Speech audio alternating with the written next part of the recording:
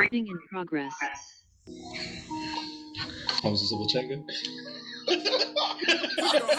Stopping in, we've been tapping in, we ain't never late, dropping gems, we've been locking in, now let's elevate, else to win, running laps again, this is steady race, people's champ boy, yeah you know I've been the heavyweight, stopping in, we've been tapping in, we ain't never late, dropping gems, we've been locking in, now let's elevate, else to win, running laps again, this is steady race, people's champ boy, yeah you know I've been the heavyweight.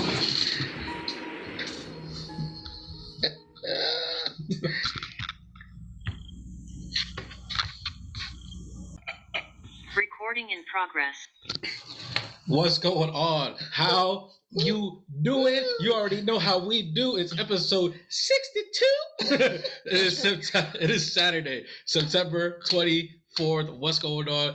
As usual, the heavyweight bros are in the building. I am your host, the 5XL assassin, the diabolical diabetic. Your boy, the big nasty. To my right is my co-host, the high yellow hitman, the freaking deacon, Coach Buck, my little dumpling, Uncle Raisin. What's going on, man? How you doing? I know it's a loaded question right now. Yo, listen, man. They trying me this week, man. This has been a week, man. I ain't even gonna lie to you, man. He gives the hardest battles to the strongest soldiers. Yeah, I guess so, man. You must be a lieutenant. You ever seen that dude who's like, Lord, I'm not your toughest soldiers. All weapons formed against me are prospering. I don't know the kid's name, but shout out to him, man. I will make sure to figure that out. But listen, man. One thing I can say is through it all, man. I'm still here. I'm still in a good. Still standing. Right. I'm still strong. I'm still strong. But no, I'm in a better headspace. You know how I feel when it's time to pod, man. So I kind of needed. I needed this pod today. I could tell, like your mood, like literally 12 minutes ago versus like right now when we were getting ready to hit record is a complete trajectory. Do you want to just get right into it? Nah. How are you doing? Yeah, I mean, I ain't gonna let it kill the vibe, man. We got a audience that we broadcast to, so I don't want to kill the vibe coming in here with all the heavy lows. So I'm gonna make sure to keep the energy like what is expected. Urban philosopher, Fabuloso once said, "When they ask you how you doing, tell them better than them." So like, doing all right, I guess, but it's like definitely having a better week than what you have, I think. But it's just like, like if there's anything. He also said, "Don't tell me what they say about me. Tell me why they feel comfortable telling you." Look at soul tapes, man. We had to get into that at one point in time about like how Fab's albums are nowhere near as good as his mixtapes. He's actually on the docket right now. I know. So, I mean, are we no diggity, no doubt. Mm-hmm. All right, so we'll start there. This man Fabulous dropped a new freestyle, right? Which I found out is more layered than what it was, thanks to talking to you. Because like you showed it to me, and I was just like, yo, like there was just a lot of questions that I had, right? Because it was a smooth freestyle, and you were just like, yo, do you know this sample? And I was like, not to cut you off, but. Fab has been doing this effortlessly for like 24 years now. Yeah, because the Clue tapes go all the way back to like 98. Yeah, sounds about right. We had that was definitely back when I was at Forest Park Middle School, rocking the Puerto Rican flag do-rag. And I call myself DJ. This man is still rocking retro J's and jerseys, like same old Fab. But yes, he looks younger than me. Continue. It's crazy. But yeah, so like I was like, you put it on. And you were like, have you heard this freestyle yet? And I was like, no. So then you're just like, hey, you actually might know this sample. Song starts playing. I'm like, nah, this sample don't sound too familiar. And I was like, what's the name of this song? And you were like, it's called Easy. So then like I was just like, oh, like The Game and Kanye? And you were like, no. So then I was like, all right. So like it's going on. And like as it's going, I was just like, he one of his first bars, he drops about the Danny Lay. Mm-hmm. And I was like, yo, is he still like there was a rumor going around that he's talking to Danny Lay. Mm-hmm. And you were just like, I don't know. As the video goes on, who's in the video but Danny Lay? So I'm like, right at the end of the video. Right at the end of the video, but she's walking around the whole time. Yeah, I was gonna say they show her like midsection and all this stuff, fresh off of the baby with the baby. Mm-hmm. Oh, that's right. You know what I'm saying? So I think that's why she's showing off her post baby body, stuff like that. So then I was just like, wait, Danny Lay's biggest song was called Easy with Chris Brown. Layer it. So I was like, so you trying to tell me? I was like, now I feel like we got to go back and listen to it at some point in time to see if the sample is the Easy song. Because I'm just like, yo, so like, what are you really trying to say? Like, are you saying that like being with Danny Lay makes it look easy, or it's just too easy or she's easy. Like, what's going on? And then it was the like, song Fab goes, "Shorty, take it easy." Come on, ma, shorty, take it easy. And he says it like 6 different times, and I feel like every time he says it, it's meant at a different person. It's not a rebuttal. It's not him rephrasing it. It's just like, hey, you take it easy. In the beginning of the video, take it easy. you were like, he got an ankle bracelet on, and I thought it was like an actual ankle bracelet. And I was like, oh shit, is that from when he put his hands on M? Like, and I was just like, yo, what's going on with that? And then like you were like, no, like a gold bracelet. I was like, oh, because I was like, yo, his life hasn't been easy, that's for sure. So maybe that's why he's putting this song out. Maybe he's taking it easy now. Because the last time we saw him, he was on that song with Mary J. Blige. Which was also fire. It was. Yes. And the song was smooth, like just to say so. Like I don't think the bars were too crazy. What was it? Rhapsody? I listened to that song literally like the one time that we did. Like I never. The drum was tough though. It was. Mary J. Blige really carried it. Yeah, you still got it. Yeah, I mean, well, I believe it was Mary J's song. Yeah, right. yeah, and he just featured on it. Yeah. But, so the freestyle was cool. The video was real smooth. Like it's vintage fabulous. Like he doesn't miss when he does that thing. I do feel like it's super safe when he does that thing though. Mm-hmm. Like there's nothing too crazy or nothing where like at any point in time you're just like, this is the most amazing song of all time. It's just like you just gave me something else to put in the rotation while I'm driving. Facts. And it's definitely in rotation. Yeah. Enjoying stuff. It was pretty tough. But like now I'm really curious of like was everything done on purpose, or is it just coincidental, like how we're talking about it, like with the Easy, the Danny Lay, like all that stuff, like what's going on? Because then like not only that, I feel like Fab don't do stuff by accident. But like the baby right now is in the news because he dropped a verse. And in the beginning of the verse he was talking about like how he was effing on Meg Thee Stallion the night that she got shot. Oh my goodness. So then like, you know, people were like, there's been a lot of memes going on like just about like Partisan Fontaine, her boyfriend, who they've been very like they've been faithful, like all this other stuff. They look like they're having a great time with each other. They've been together for like 2 years. It's changed. Okay. Meg got shot 2 years ago. So like everybody was like trying to do the math. We're like, is this before Partisan Fontaine? Like, so are you telling me like the same night you slept with 2 midgets in Tory Lanez and the baby? Like there's a lot going on. And like I feel like on my point, I'm just like, why are we believing the baby? What is going on? What is going on? Like, why do we like just because the baby said that like we're believing him and not Meg Thee Stallion, who's been nothing but like a truthful person? And it's like y'all are so easy to hop on this train that the baby had sex with her, but y'all didn't believe her when Tory Lanez shot her. Like this is crazy, bro. Like why is everybody anti-Meg now? I don't know. I'm staying away from all of it. It's just way too messy. It's just way too messy. The baby has been like nothing but problematic for like a year or some change. Tory Lanez has been nothing but problematic for the last 2 to 3 years. And it's like, but we're gonna sit here and we're gonna dump on Meg. You're also a big Meg fan, though. I literally listened to this one album, and now I'm a big Meg fan. It is a great album. I have never listened to a Tory Lanez album or a DaBaby album and have felt the way I felt about this new Meg album. All right, what's going on? I'm just making sure everybody can see your cape. That was a cape that you were doing? Oh, you interrupted me for that?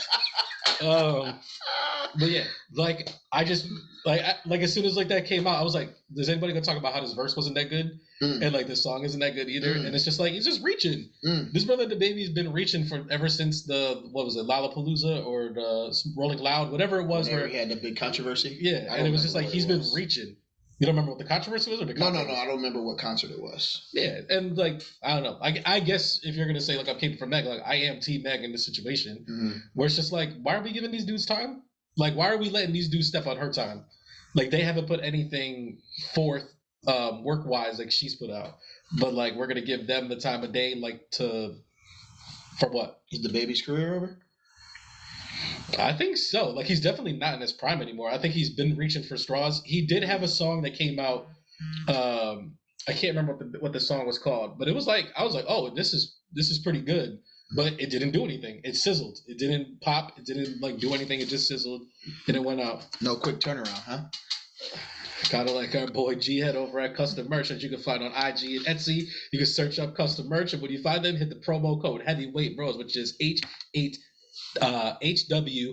the number 8 BROS to save you 10% off your order, because the more you spend, the more you save. That would have been perfect, the quick turnaround thing for how your mood turned around when we started the pod. That would have been a better time. Shucks. Dag nabbit. Dag nabbit. I love it. Another person we have on the docket, I'm gonna let you take this one away, is have you listened to any of these albums like these past like 3 months? I did listen to the Meg album. Okay. I could only get through it once. Okay, but you got through the entire album. I did get through it. It was decent. Okay. I thought I didn't have high expectations for the album. You didn't pop your pussy not once. No. I didn't have high expectations for the album, so I would say it. Well, you did or you didn't? I didn't. Okay. So I think it exceeded what I expected, but it wasn't it for me. But I do give it credit that it gave me more than what I expected. I was never.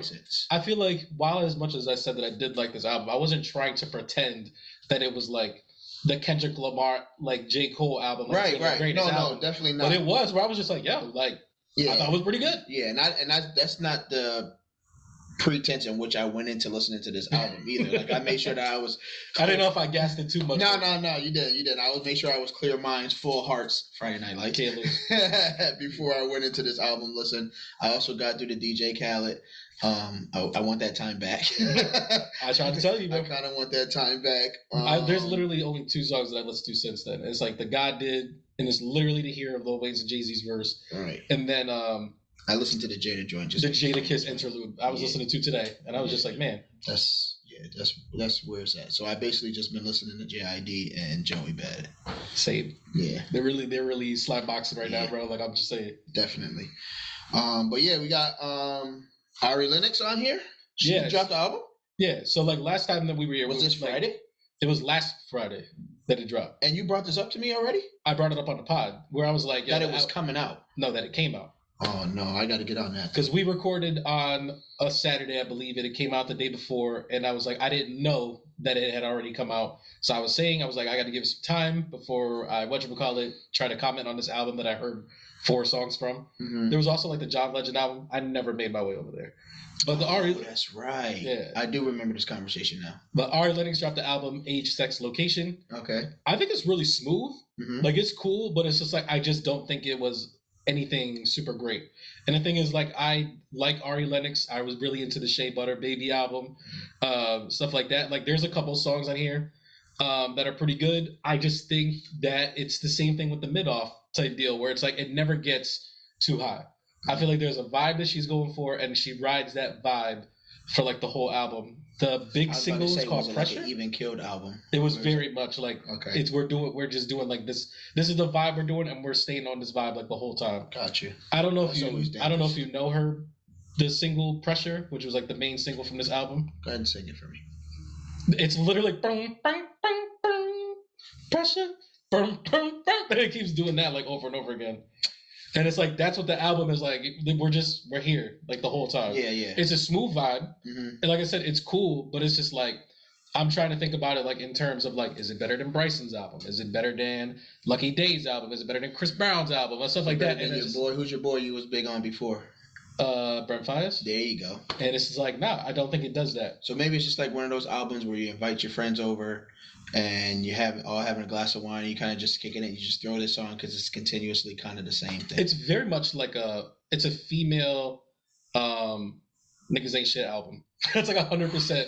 Like almost every single song is about like yo. Oh my goodness. Am I wrong? Who hurt you? But that's what I'm gonna listen to it. I'll let you know. That's what the album is though. Like I'm being so serious. Man. And like the best song on there is like it's her and Lucky Day, and they're doing like a ballad. I wish I had the title like in my head. I don't. But it's like all the songs are like, it's like I'm blocking you. Mm-hmm. Why are you trying to get back with me? Like leave me alone. Like I don't care about your new ex or your new girl. It's like that's what the whole album is like all the way through, for the most part. Like and then like even Pressure is like applying pressure and like all this other stuff or whatever. And it's just like when you're not in that headspace 100%, where it's just like I can hear it and I understand it, but it's like I'm not really going through that right now, so like I'm not connecting to it emotionally. Right. So it's just smooth. But it's like I know we're getting ready. I was about to swear again, but it's like it's about to be fall. It's about to be fall. It's about to be cuffing season. There's some people that didn't make the cut for the wintertime. There's a lot of people that like they didn't make the cut, and it's like I feel like this album is for them. But I do think it's worth a listen. I know we still have not come up with our like rubric for music for the most part, where it's just like, it's a must listen. It's a very well used word there too. What, rubric? Yeah. Yeah, but like we haven't really come up with that for music, but I think if I was to give it something, it's like it's not a must listen, but I think you should give it a shot. Like, you know what I mean? Like, maybe it'll catch you, maybe it'll do this, and it's like it's also like how many tracks? It's a quick album. I want to say it's like 14 songs. Okay. But it's like I don't think any song goes over like 3.5 minutes. Like they're all pretty quick songs. So it's like I think you could get through the whole album in like 40 minutes. Okay. But it's also like very stylized, where it's like if that's the style of R&B that you like, then you're gonna love it. But it's like if that's not really your lane of R&B, which is not 100%. Like I don't do like the whole whisper R&B thing, like the Janae Aiko stuff like that. Like I listen to them, but it's like that's not really like my R&B bag. But it was like I do think it's a valid album. Like you know what I mean? Like I think it belongs up there. It's not trash. It's pretty good. Okay. All right. We're gonna figure out something today. We're gonna figure out this rubric thing. We can figure out this rubric. I like it. I think I just like saying the word rubric. All right, so I think we can mosey on over to Insomnia Hour unless you have something else for Ari. No, I don't think so. All right. Wake me up! I love it. I definitely forgot. Like which one it was. I was like, was it Chris Brown? Like, don't wake me up, and I was like, it's not that one. Wow. And I was trying to remember. Don't wake me. But then it was like the wake up, wake up, and I was like, I love the movie Sing, and all I see the lady with the one bad eye. Wake up. All right, we digress. I apologize. Oh man, that is hilarious to me. All right, so we got a lengthy list here on Insomnia Hour, man. There's a lot of shows came to an end. So we have a lot of finales kind of talk about, but like we're also like in this midst of like a lot of these shows are at the mid-season point now. Listen, I thought I was taking on a lot of TV shows, and I found myself yesterday with nothing to watch, and I was just like, I'm gonna do some homework. Did you watch all the shows on here? Yes. Did you give the She-Hulk a shot? Should we start with She-Hulk? No, let's start with the stuff that's ending. Okay, all right. We want to go first. We'll go with Cobra Kai. Damn, bro. Yeah, you finally got through it, right? You motherfucking right. I'll tell you that right now. That last episode is probably one of the 3 best episodes of the entire series. Yes, and it's really battling for the best. If the show, like we know the show's coming back. If this was the series finale, it would have been a solid series finale. Yes. I was like, this is all very satisfying. Yes. If it ended like this, it would be great. It would be great. I think the last time I was really into a scene after this was when the kids had the big fight in the mall and homeboy broke his spine. That was in school, but yeah. Was that in the school? Yeah. Okay, yeah, my bad. But homie broke his spine. That was a big moment. That hurt my heart. Man. When he fell, I was like, whoa! You know, I kind of like grabbed him, like I was falling, like whoa! Because like the whatchamacallit looks a little cheesy when he's falling, but when he actually boom, you're right? Like, right. I'm thinking he gonna fall like in the bushes or straight to the floor. When that brother hit that bar, or LaRusso's gonna come swoop over and grab him, or somebody was just gonna kick him and he hit like the glass or something and shake his head. Nah, that man said, bang that guy. I was like, oh. But yeah, man, that man Johnny Lawrence, that man Chosen. I was just saying, I don't know where you want to start, but I'm talking about the whole thing. Bro. Listen, all right, spoilers are coming for those who watch this show and don't. Spoiler alert for Cobra Kai. So, I love Terry Silver. He's by far the best villain that they've had so far. Because Zombie Crease. Zombie Crease is tripping. I was like, who works in this hospital? Zombie Crease is tripping, man. This man had one door to get through to get out of this prison. That's it. And how did you not know this man was not dead? He rose up like the Undertaker too. Right, like what did the doctor did like this and went, it's Jello. It's good. If this was any other show besides Cobra Kai, we'd be like, this is the most corny thing I've ever seen. This is terrible. But because it's Cobra Kai, it works, bro. Right. It works. I feel like this would happen on like Blood and Bone Part 4 or something like that. But with a bone. Right. But it's like, Terry Silver does a great job, man. Oh, it's phenomenal. Pushing the limits of just how far he's willing to go. Like, it's way crazier than what we thought we was getting from John Kreese. Like when that man... Because John Kreese is ruthless. But like Terry Silver is conniving and smart. Yeah. And that's the thing is like he outsmarts them. Yeah. Like their thing is like we can't beat Kreese. Right. But like we can't outthink Terry Silver. Like he's ahead of him all the time. And it's like as much as I'm this evil karate master dude, I'm also an amazing businessman with a lot of connections, and you guys need these things. He's like and I'm rich. He's like Iron Man with no suit and a bad guy. Justin Hammer.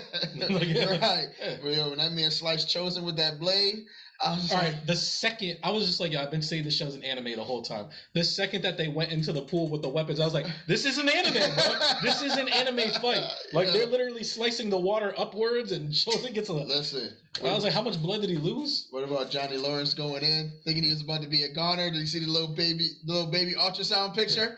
That man's like, yeah, man. I was like, he went Super Saiyan, bro. Yes, this is an anime. Yeah, that man woke up.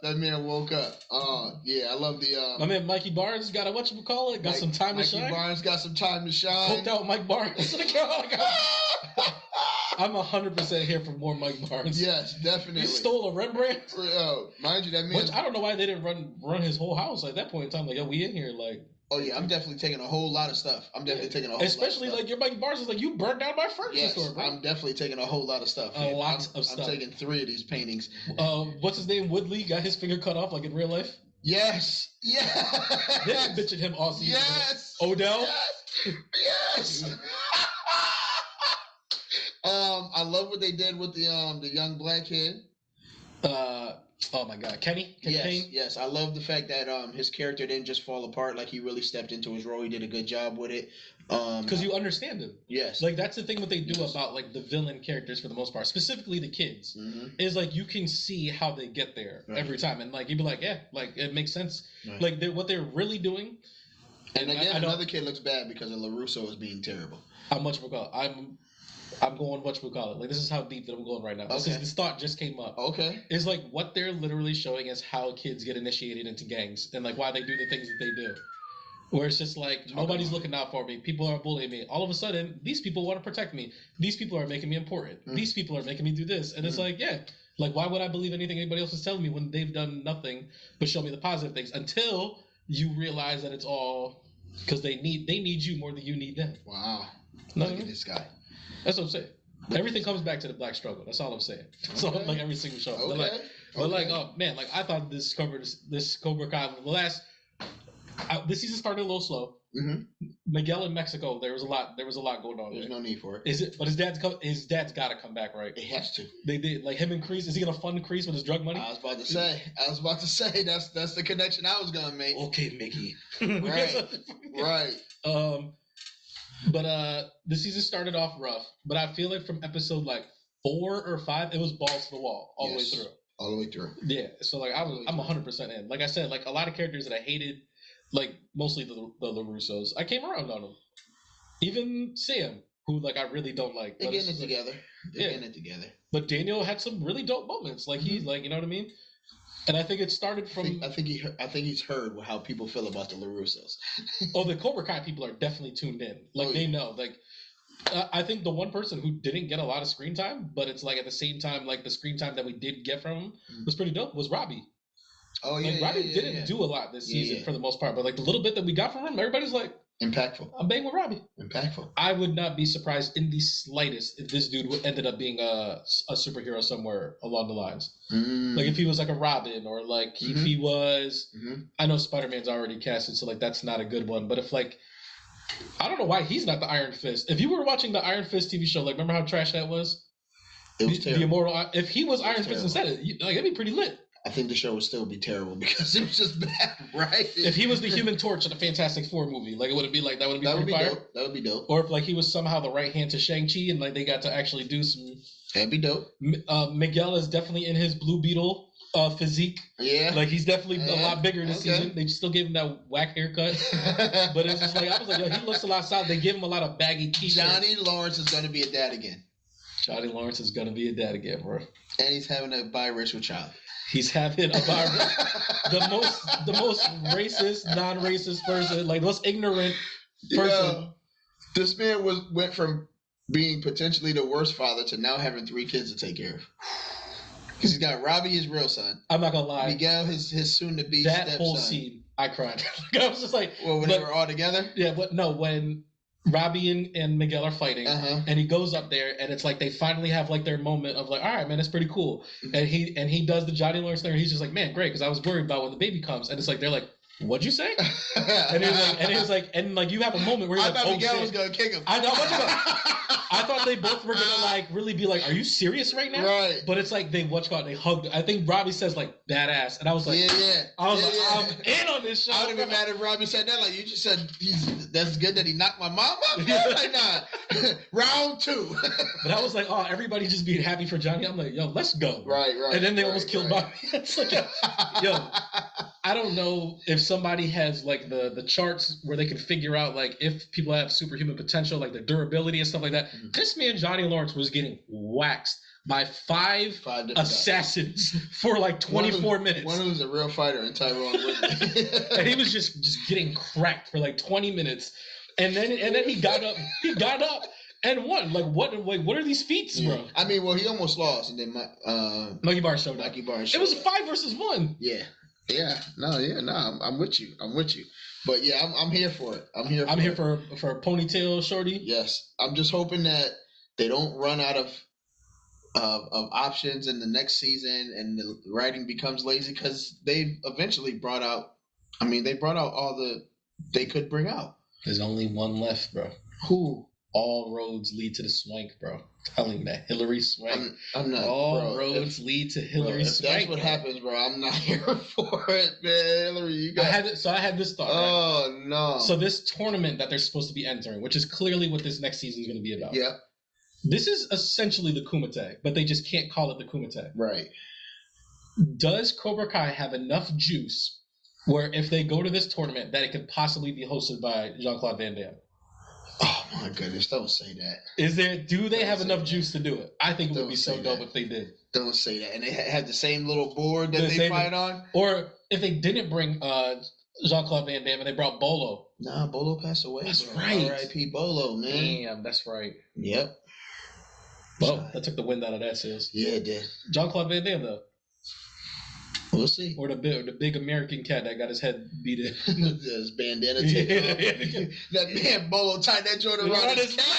Oh, that brother's a thug. Do we need about the blood sport again? Yo, that man looked over at that man and was like, it's like, yo, this brother is tripping. That man was all nipples. Nothing but chest and nipples. That man was unimpressed when that man got into the tournament. He was like, brick, no hit back.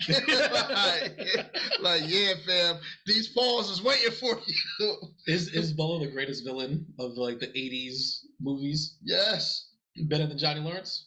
That brother's been a villain since Enter the Dragon, bro. I'm just talking about since Enter the Dragon. What was his name in? His name wasn't Bolo. Was it Bolo in Bloodsport? No. I can't remember what it was. It wasn't Bolo though. I think his name was Bolo in Enter the Dragon though. Okay, but it's like You have seen Enter the Dragon. Yes. Okay. All right. But it's just like he broke Bruce Lee's back. Huh? He broke Bruce Lee's back. No, he didn't break his back. He ran that at him and he kicked him in the back and broke his back. And Bruce Lee, that's so he had to learn to walk again.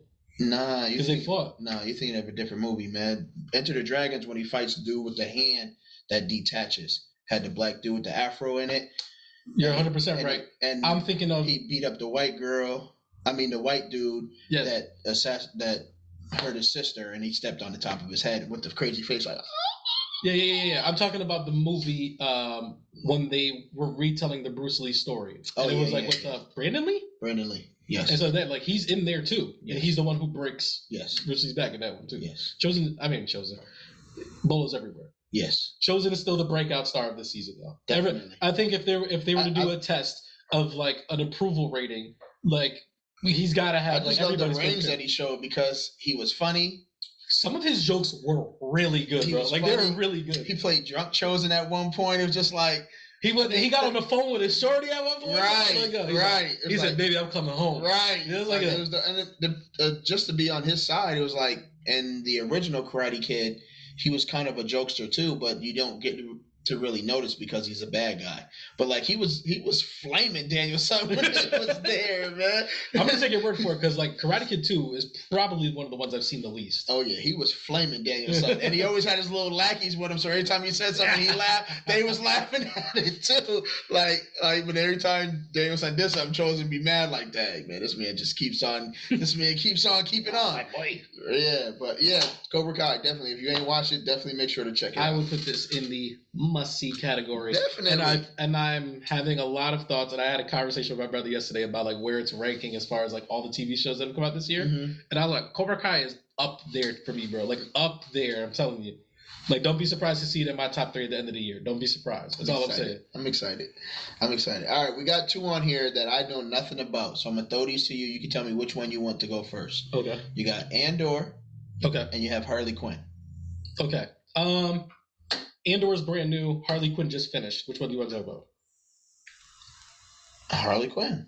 All right. Because I'm probably not gonna watch either one of these shows unless you're telling me I need to. Harley Quinn's animated. Do you know anything about this show? No. I have seen the fact that it is a Harley Quinn animated show, but I've never watched it. Right, and it's like it has like the R rating, so there is like the swearing. There's a lot of sexual innuendos. It's an adult cartoon. Mm-hmm. It is very well made. Like a lot of these jokes, like you can see them coming, or you'd be like, if this was a different cartoon, like this would be cheesy. Mm-hmm. But I think that they use their R rating wisely, and they talk. Like, you get to learn these characters, and it's like the versions of these characters that they have in here are some of my favorite versions of some of these characters. So, like, they have, like, Clayface.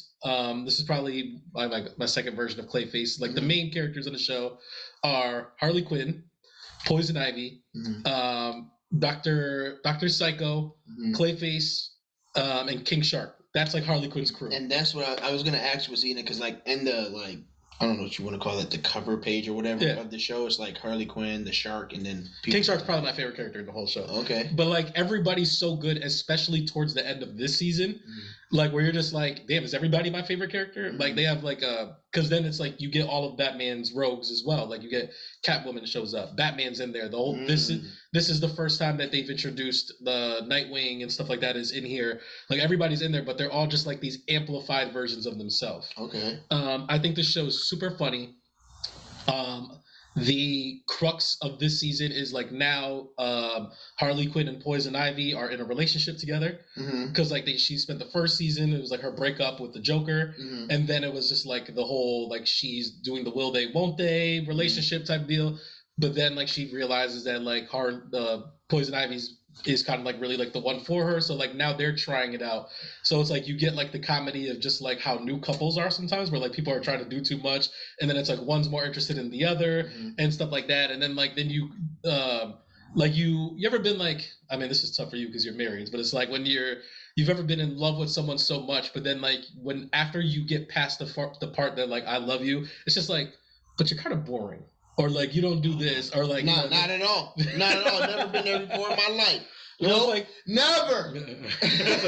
But there's like a lot of that in there. I think the comedy works really well. But like the crux of the season is like they are trying to move forward as a couple, but like Harley through the stuff that she's done in the past couple seasons, she's kind of been teetering on the edge of like not being a villain anymore. Okay. While Poison Ivy, for the most part, like she's not been a super villain for so long, but then like she's trying to figure out herself, and then it's kind of like, do I still want to be a villain? And it's like, you know, like, and like she's trying to do that, and then it's like they're trying to do the relationship. It's a whole lot in there, and then there's like a big thing with like Batman's backstory or his origin story that's in here too that they do a lot with. I thought this season was excellent. I don't think it's the best season of this show so far. The second season was probably like my favorite one of it. But like all the characters are like the Joker in this show is a family man. Like, so like, I don't think it's spoiler for people who haven't seen it, is like what ends up happening is in the first season, Joker winds up falling into another vat of acid, which turns him into a normal person. So then while he was a normal person, he wound up becoming a stepdad to like this family. This like family turned into Ned Flanders? 100%. That's exactly what he did. He turned into Ned Flanders. Something happens and he reverts back into the Joker. But there's a part of him like he remembers that whole thing and he's just like, you know what? I think I'm gonna give this thing a try. So like this season is like all stepdad Joker, but it's like you keep waiting for him to turn over and be back the other one, but it's like he kind of does it, and it's like I really like this version of Joker. Like he's not the Joker at the same time, because it's like Joker is very much like about like anti 1% and like, you know, like there are people that are stepping on us, and it's like he does that, but like now he does it in a different way where it's like his kid, like one of the things is like his kids are They're biracial. His stepkids are biracial, and he wants them to take this bilingual class, but it's like there's not enough money to fund it, and he's like, well, we got to get money to do it. Right. And so like you would think that he was gonna like rob a bank or like do something like that to get the money to do it, but he's like, no, I'm gonna join the PTA and I'm gonna run the PTA and then I'm gonna run for mayor and like all this other stuff, whatever. And it's just like I thought it was really well done. I think the writers do an amazing job like with these characters. I don't know if it's a must see though. I think like if you're interested. It's 3 seasons. This was the end of the 3rd season. Wow. How many episodes? 10 episodes each season. 20-minute episodes. Like you could realistically bang this whole show out in a week. Afternoon. I don't know. Afternoon. Maybe the way you do your afternoon, like that's like what you think about it. Like 10 episodes. You're looking at about 12 hours. So it's like if you call that an afternoon, all 3 seasons. Yeah. Oh yeah, that's not an afternoon. That's what I'm saying. That's like that's a shift. That's definitely a shift, and it's a double. Like you just learned a double. Right. I don't know if it's a must see. I think like if you're interested in these characters, if you're a DC fan, if you're okay with animation and stuff like that, I think it's well worth the watch. I just don't think it's a must see. Okay. You know what I mean? Right. I don't think it's one of the ones that burn on the end of your queue. Like I think it's definitely part of your rotation. Okay. Andor. All right. Uh-oh. Andor is the new Star Wars TV show that just came out. Oh, yeah. It is 3 episodes. Started already? That's what the young guy, right? Yes. Okay. It takes place, so the main character... Sorry, where's it at? That's on Disney+? Disney+. Okay. Harley Quinn is on HBO Max, so throwing that out. So Andor follows the character Cassian Andor from the movie Rogue One, who's like, I don't want to spoil the end of Rogue One, but like Rogue One is probably one of my 2 to 3 favorite Star Wars movies. Really well done. But the character from that movie is a spy. So like you are kind of getting the backstory of how he became such a big spy in these movies, like how he got to where he was. Okay. And I think it's excellent so far. The first episode, like the first 2 episodes, like they didn't like win me, but like the vibe, the tone, like everything, I was like, oh, I'm in on this show, but it didn't grab me. That 3rd episode, I was like, if this is what we're in for more of this, I was like, this might be the best Star Wars show that we got so far. Okay. And that's talking about Kenobi, that's talking about The Mandalorian, that's talking about Boba Fett. Like it is really, really good. It is really good. You're stepping out there, huh? Yeah, and it's like, this is the first show that we've had so far that isn't dealing with Jedis and Sith. It is more about like the people, like the people of the Republic versus the Empire. And it's like while the Jedis and the Sith are doing all their battles and stuff like that, there are people that have to live on these worlds like that are being run by the Empire. And it's like, how do people move around that stuff? Like he's a smuggler, like he's all these other things or whatever. And it's like you see like how he moves, and it's like this show is dope, bro. It's a Star Wars spy show. Okay. Like how much better can you get with something like that? Okay. Like you know what I mean? So like I think it's really worth your time. I do want to say this. This isn't a complaint about the show. This is just a complaint about Star Wars in general, or just like the idea of this. So like I'm not gonna say what he does. There's something that Cassian does that puts him on the Empire's radar. So now he's on the run from the Empire. Right? So this man is on the run from the Empire. We are in the Star Wars universe. There are aliens of a million different shades, of a million different looks. You got the Ewoks. You got Tusken Raiders. You got the Mandalorians. You got stormtroopers. All this stuff, like, right? Tons of people wear masks, or they wear things and stuff like that. Like, he goes on the run, and he's just like, oh man, like how am I gonna get around? Put something on your face. Put anything on your face. Because people walk around looking crazy all day long. Wear a blanket for the day. Nobody's gonna ask you who. If he did this and put on goggles, he's a whole different person. He's a whole different person. And nobody would question him because there's literally a giant hairball running around. Man. Like there's like what are we talking about? If he dipped himself in blue paint and put dreadlocks on, they're like, oh, he's one of those. You can do anything. He's one of those? Yeah, those are the people from Flarp. Yeah. Like, he looks like a Flarp. It's like Alien, but that joint still sounded mad racist. He's one of those. And it was just like, it was like, yo, because like there's a point where he's like sneaking around, and then like, you know how like they get like the hologram things where it's like, we're looking for this man. And I'm like, oh, bro, like, just put, like, there's literally a human woman on there that wears a mask. And it's just like, wear a mask. Wear anything, bro. Just wear a mask. Like, literally do anything. Like, you could put a piece of... Buy one in the gift shop. You could put a strip of paint across your eyes like this and shave your beard. You're a whole different person. You're a different race. You're a tribe from somewhere else. You could say anything. There's so many planets. Just do that. Listen, call your boy up. Tell him how to get it. This one's got... Did you see Rogue One? No. Damn, you messing up, bro. It's one of the best Star Wars movies out there. Like, yo, I'll give it a shot. Because I don't want to tell you. Like, maybe I'll watch it before football tomorrow. Nope, I won't, because I'm watching the Stallone movie before football tomorrow. The Salvation movie or whatever that one's called? Samaritan, that's what it is. Mm-hmm. All right. The mean steel, but with what you call it? Facts. So there is one show that I didn't put on here, and that's my homie Jason Momoa. I remember the name. C. So the show I still will not see. That's fine. You are missing out, and it's not just because you can't see. All right. All right. I'm gonna watch the show without my glasses to get the full experience of the show. It'll still be dope. Like, this show is still keeping me entertained. Like, I'm loving where it's going. I love the dynamics of like the whole community of people that can see. And like, they're building bombs now for people who can't see, who are trying to kill people that they don't like. And those people are coming together with like Jason Momoa, who's called Boba Fett, which is one of the, Baba Voss. Yo, I was like, they just call him Boba Fett? No, his name is Baba Yaga. His name is Baba Voss, which is one of the dopest names ever. If I get another dog, I'm naming him Baba Voss. So just so you know.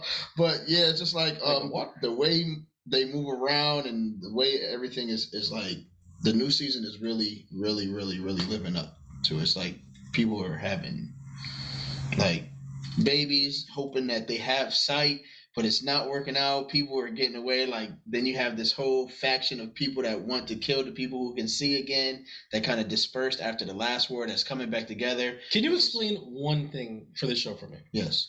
And like, I don't mean to cut you off. No, it's fine. And it's like, I don't know if you've explained this before. Okay. Why is it a majority of the people can't see? Did something happen and people lost their sight? I would have to definitely go back and find out, but it was definitely like some major calamity. Like, I'm wondering if it was like an eclipse and everybody looked at it and they lost their sight, like something like that. Something like that. Because like everybody can't see. Yeah. And it just instantly boosted them back to like. Which I understand that. Like, you told me the premise of the show, something like that. But like, now that I'm thinking about it, I'm just like, did he ever tell me why they can't see? Like, I'm like, was it a thing where it's just like, I feel like I don't actually remember. I have to look it up. Okay, I'm sorry that I interrupted you in the middle. No, it's fine. It was this thing that was like, it was nagging. The new episode are fire. There's got one girl who can see, and like, they've been doing all this fighting with like knives, like really gruesome, like almost like Braveheart type fighting, and like one girl has the arrows because she can see. But then the black girl comes onto the show, and she's like the scientist who's like been building the bombs, but only building them because the other army had her family captive. So it's like, we either build these bombs or they're going to kill my family. They finally fight against them. And when it's time to fight, she's like, well, I'm not a swordsman. I don't shoot arrows. But guess what I do got? I was like, please don't tell me she's about to pull out a hammer. Nah, she was just like, click, click. Oh, she put the blinky. Nobody knew what it was. She was like, listen, this goes in here. This is your safety. You don't put your finger on the trigger until whatever is in front of you are ready to kill. And if you point, you better kill whatever's in front of you. At one point, one of the girls, the bow and arrow girl, was surrounded by like 4 people that couldn't see. But like, as soon as you make a sound, they got to start swinging these swords. All of a sudden, you hear, pow, pow, pow, pow. And the girl standing there, ears ringing. She's like, don't worry, the ringing will go away soon. I was like, oh my goodness, this is crazy. So I want to let you know, you have not done a bad job of selling me on the show. Yeah, because there's so many times where I'm like, I need something to watch, and I'm like, damn, Raisin always brought up C. It's the Apple TV thing of it, and I know that we have our sites. Yes. But sometimes it's like when you just want to just get into something, it's like, I don't want to do all that. Yeah, bro, this joint is worth it. I was watching a Instagram video the other day, and I was just like, they were instantly reminded me of the TV show, and I was like, did I watch the last episode? But it's like this new thing where people are like going around with a Nerf gun. It's called the Quiet Place Challenge. Yes, but there's one they were doing with pillows, and it's like 8 people in the room like feeling around with these pillows in their hand. As soon as they feel something or see something, they're like, ah, ah. That's exactly how they fight and see. Like, literally, Jason Momoa was like, scraping his sword across the floor mad quietly, and then he hears something. Dude gets to walking around. He's like, king, king, king, boop. Oh, I'm coming right up your body, taking your neck off. I'm like, yo, why do they fight like that? I would be so mad if that's how I got bodied. At one point, his son that can see was like, rumbled his knife against the floor so some of the guys would follow him. Then he threw a stick this way, went through the room, and came back the other way and killed that dude. And then came back the other. Yo, Jason Momoa was a savage. He never fights standing up. Everything is like. Have you ever seen the way Brazilian jiu-jitsu fighters? Rashad Evans used to walk into the ring, or John Jones where they used to crawl into the ring, or the Spider Silva? That's literally how he fights all the time. If he stands up, you are already dead. He's literally at your hip level all the time, creeping around with a sword, and it's just like bang. By the time he stands up, he's at his throat. Bro, he took his knife, put it in the guy's mouth, and then pushed it against the wall. I'm like, why did he have to go out like that? Khal Drogo, man. It's like I feel like they're fighting with all dull knives. It's like I don't want to sharpen this knife. I might take my fingers off, but it's like. Dudes is getting it in, man. It's definitely worth it. Check it out. Yeah. Apple TV, right? I believe so. You know me. You know me. Like I said, a lot of these shows are coming to an end. Yes. Stuff like that. So like I am gonna need to stuff. I still have not watched The Patient, so I don't want to like get your hopes up that I started it. That is definitely on here. I know it is. Yeah. But I won't even get into it, but I feel like this is something that could happen in real life. Talk about The Patient. Like since we're already on it. Go ahead. It literally is the same show. It's the same show. Nothing has changed. It's literally Steve Carell. Yep. Is chained up in his dude's basement, and he's trying to get therapy because he wants to kill people who treat him unfairly or who are rude to him or he doesn't feel like they deserve to live because of the type of people that they are. And he's literally trying to counsel him to not kill people in his mother's basement. So I guess like what my question is how do they fill 45 minutes of this? Because like this seems like a movie. Like it seems like I can get this done within 2 hours. But the fact that I'm assuming it's gonna end up being like 10 episodes. Yes. So it's like how long can we realistically do this for? I guess is my question. So spoiler alert, just to keep you interested, is at one point there is a person that he wants to kill, and he grabs this guy and brings him to the house with the intention to kill him. And Steve Carell's like freaking out, like, don't kill him, don't kill him. So he ties him up and puts him in the back room. And whenever the guy's not at home, Steve Carell's having conversations with the guy that could potentially be getting killed at any time this guy decides to come home and be upset. And when they're doing therapy, this guy's in the back room and he's literally like looking at the door. He's like, hey, focus on me. Like, don't go back. At one point he runs to the door because they're in his mom's basement, and his mom knows at this, but she won't tell on her son. So she's like, you need to help him so he can get over this. So he goes running for the door, and he's like, Kathleen, come downstairs. She comes downstairs, and she's just like, she acts like a mom about the whole situation. Do not do this. I'm going to bed. Like, what? And she's laying in her bed crying, like hoping her son is not about to kill this dude and the therapist in the basement. It's just, it's wild, out of control. It's crazy. It's like, it's worth a watch. Like I said, it's definitely on the queue. But it's like there was a lot of stuff that like we had Abbott that came back. Atlanta came back. Abbott Elementary. She-Hulk had another episode. House of the Dragons had the new episode. Rings of Power had like there was a lot of stuff that happened this week. So it's like it is getting ready to be on the docket. And now that Cobra Kai is done, what was the other one that I said finished? There's another show that finished. It was literally I had a moment where I was like, am I gonna watch Andor or am I gonna watch The Patient? Because like everything else was done. And I was like, I've really been I've been waiting for this Andor show, and I was like, let me give it a shot. And I was like, glad I did. But The Patient, it's coming. All right, so let's go to the next two. Go ahead. Because I feel like both of these next two is getting a meh.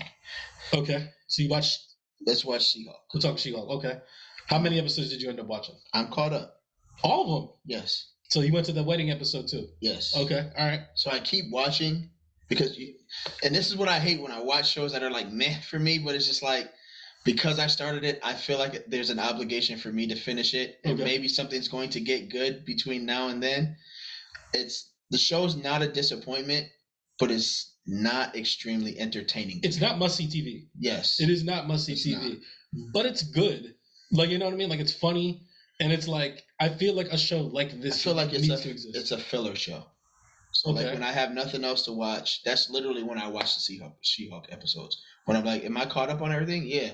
But I do have some chill time. I kind of want to watch a show, and then I watch an episode of She-Hulk, and I'm just like, because the wedding episode, I was just like, what are we doing?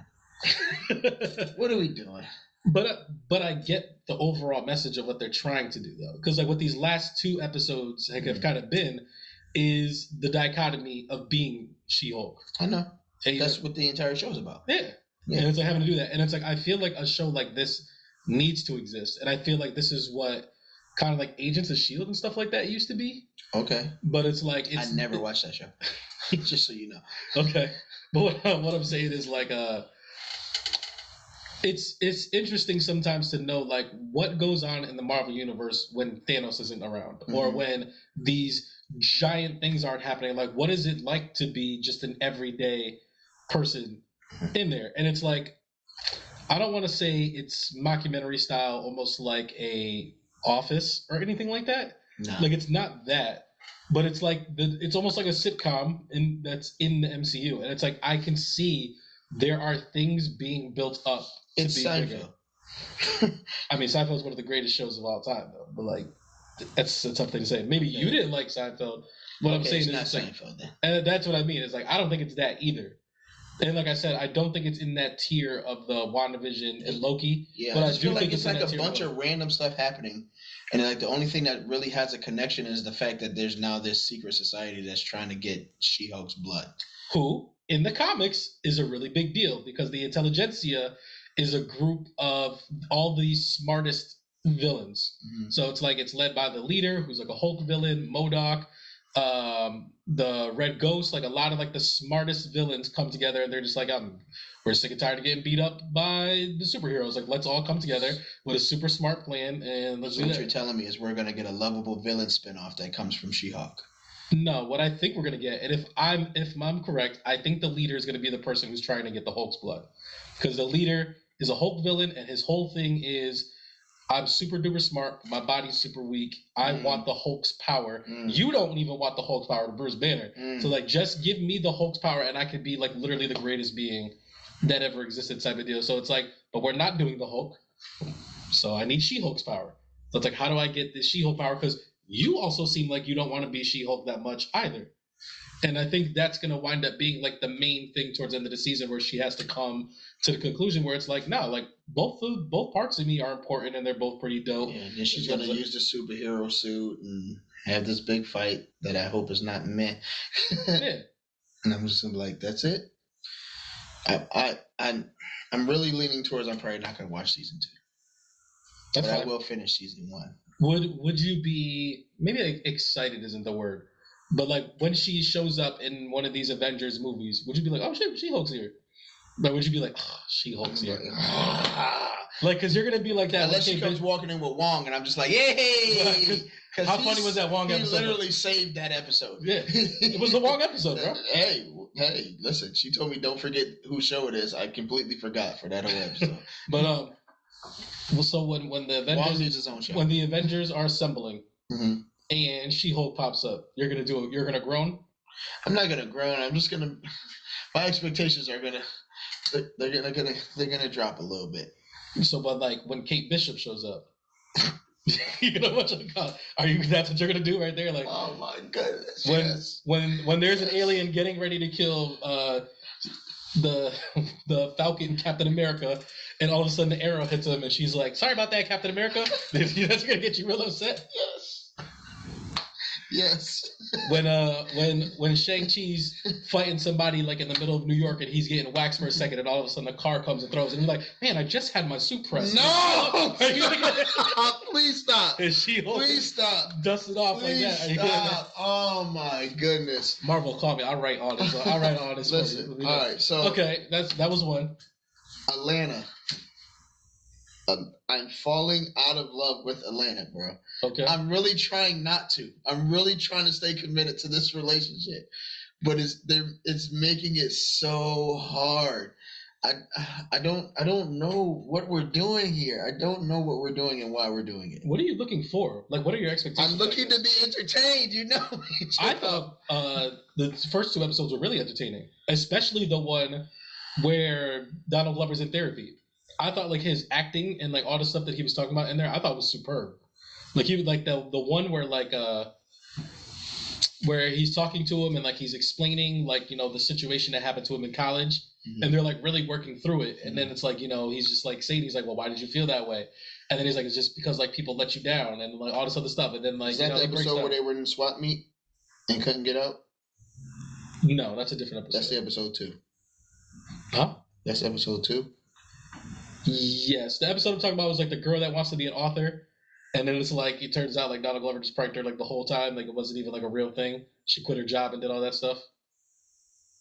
Huh? Did you even watch this episode? What episode? Did you only watch one episode? There's the first 2 episodes that you started with. And then the new episode that just came out. That was like... That's the one with the swap meet. That's the third one, the swap meet. No, so then there must be 4 episodes because I just watched the episode with Paperboy and he's like... It's like all about Paperboy almost. It's like the D'Angelo episode. And yeah, I was gonna say like if he goes to that meeting. All right, that one wasn't the strongest episode. I'm not saying like so the first 2 episodes we have the, like I said, the author one, and then it's the I haven't seen a lot of Van.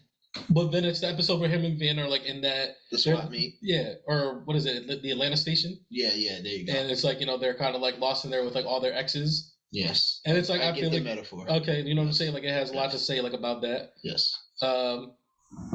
That episode I thought was okay, like as well, because Paperboy's doing his scavenger hunt, which I just love that like he's just with it.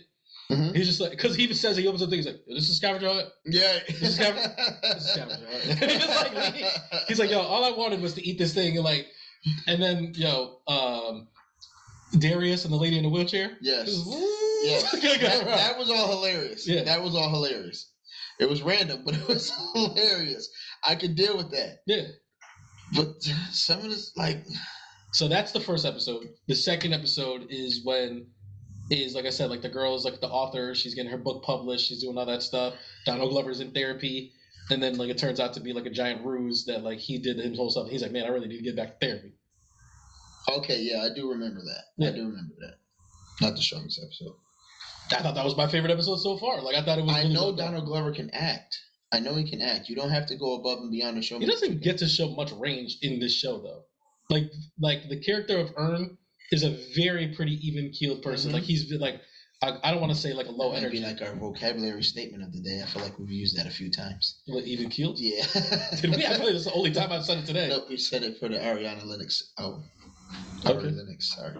All right, but yeah. So yes, we know that Ern's character doesn't have a lot of range, but I felt like in the seasons before this, there's been situations where he's gotten to step outside of that even-keeled behavior and show excitement or show anger or show frustration, and like this is what has attracted people to the show. Okay. I don't feel like it's like I almost feel like it's not a TV show anymore. It's just like a bunch of random events getting smushed together, and this is what we're giving you until next episode. I do think that it's like they're trying to tackle a lot of current issues, and they're trying to have something to say about everything. Yes. Which is a tough thing to do, especially like when your story is supposed to have a narrative.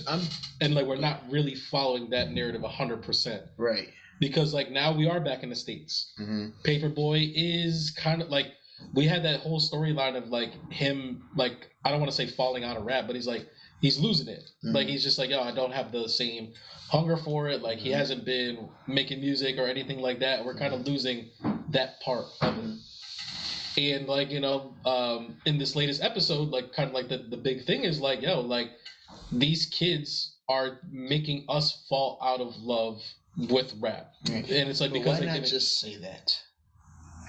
I mean, because then what's the point of the show? Like they could have just sent everybody a text that said that, and then like, you know, just kept it moving. No, but I feel like in past episodes, like they still addressed tough topics, but there was like, it was like they were just saying it. Like I feel like now they're doing it so that like you either figure it out what I'm saying or you don't. Like I'm figuring it out. It's kind of, it frustrates me. Like I know you don't watch battle rap, but like I don't watch a lot of battle rap. Right. You are apparently very ingrained with battle rap. I like anything that's competitive. Right. I haven't watched a lot of battle rap recently, but like in Speaking years. of competitive, we got another show that came back, but I'm waiting for it. Okay.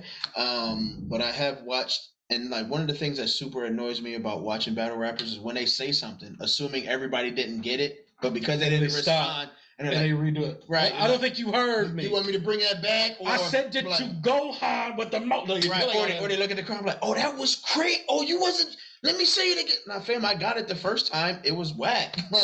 Right. You don't have to prove to me that, like, you don't have to get me to understand that the hip hop or rap situation is getting oversaturated with people who are like not from the culture, and some of the best rappers or that people are in tune with don't look like what the culture is supposed to be representing. I get that, but just say that. Like, why does it have to be this figuring it out? Why do I have to go to escape room to figure out what's happening in this episode? I just make the show entertaining, but still have the message in it. And I feel like I'm falling out of love with Atlanta. And I think falling out of love is fair, because like it's the last season. You're gonna watch it regardless of the fact. But that's not what I want from the last season. That's what I was gonna say. It's just like it's marring how you're feeling about the show at the end of the day. Because I think even before this first half of the season, right, Atlanta was probably like in your pantheon of like some of your favorite shows. Yes, and it's like you don't have that love for it anymore. No. I understand that. I will say this too. Like I said, like I thought the episode 2 was like my favorite one of the season so far. I haven't hated any of these episodes, but like there is a little bit where it's just like where are we going with this? Like what's going on with it? Because it is like once you get it and you understand what they're trying to do, it's like they're not shocking you or anything like that anymore. Right. Like because that's what it really came down to. I expect them to go out in like a blaze of glory. Like this is the last season. We're not getting no more Atlanta after this. Did we figure out how many episodes we're getting? No, and that's another thing. You know what I feel like? I feel like they're going out like Old Boy from The Harder They Fall. With like the young boy that came in, he was about to have the epic gunfight, and then the man just shot him. Was like, boom, you talk too much. It's like, it's like you talk too much. It's like, oh, he wasn't supposed to go out like that. Not like this. This was my guy. Well, subverting your expectations. Oh my goodness. Whatever. I blame that on Childish Gambino. Yeah, I feel like the same way too. Where I'm not like as far gone like as you were. It's like I'm falling out of love with Atlanta, but it's like it's starting to become like. I can watch all these other shows before I get to Atlanta. Right. Or it's like you'll forget the day that Atlanta comes out. Like, oh yeah, I forgot I gotta watch an Atlanta episode. Right. When before it was like must see TV. It isn't must see TV no more. No, that's what you're trying to say. No, yeah, and it breaks my heart. It breaks my freaking heart. What else we got? We have my bad. I'm sorry. No, it's all good. We have. I feel like you had to get that out. I did. It's okay. We have two left. It's okay. We have two left. We got House of Dragons, and we have Rings of Power. Did you end up watching any of the Rings of Power? I'm all caught up. What do you think about Rings of Power? Your boy be coming through, man. I'm just trying to say, man. What do you think about Rings of Power?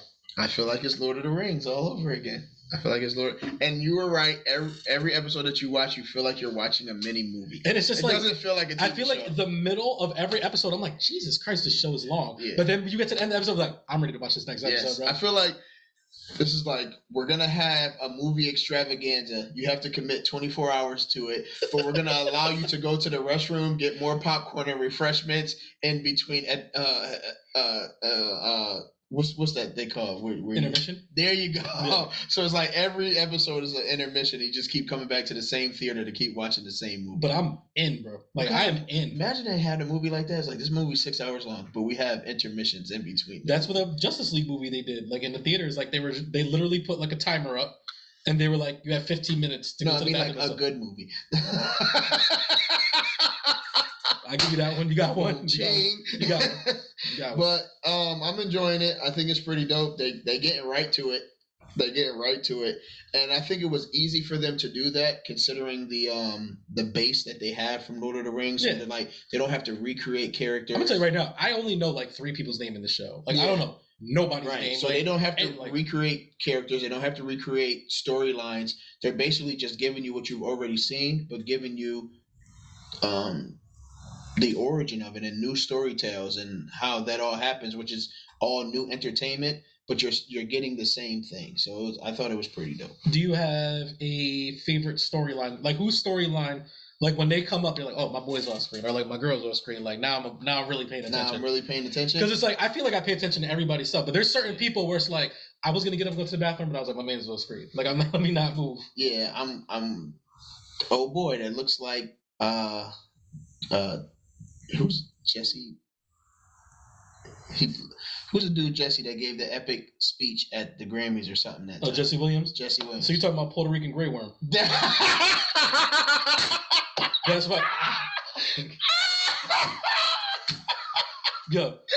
Because I thought it was Grey Worm the whole episode. I was like, my man. I was like, look at my man, Grey Worm. My man. And then something happened. I was like, I don't think that's Grey Worm. And then I was like, a beaner? Like, I was like, he's a freaking.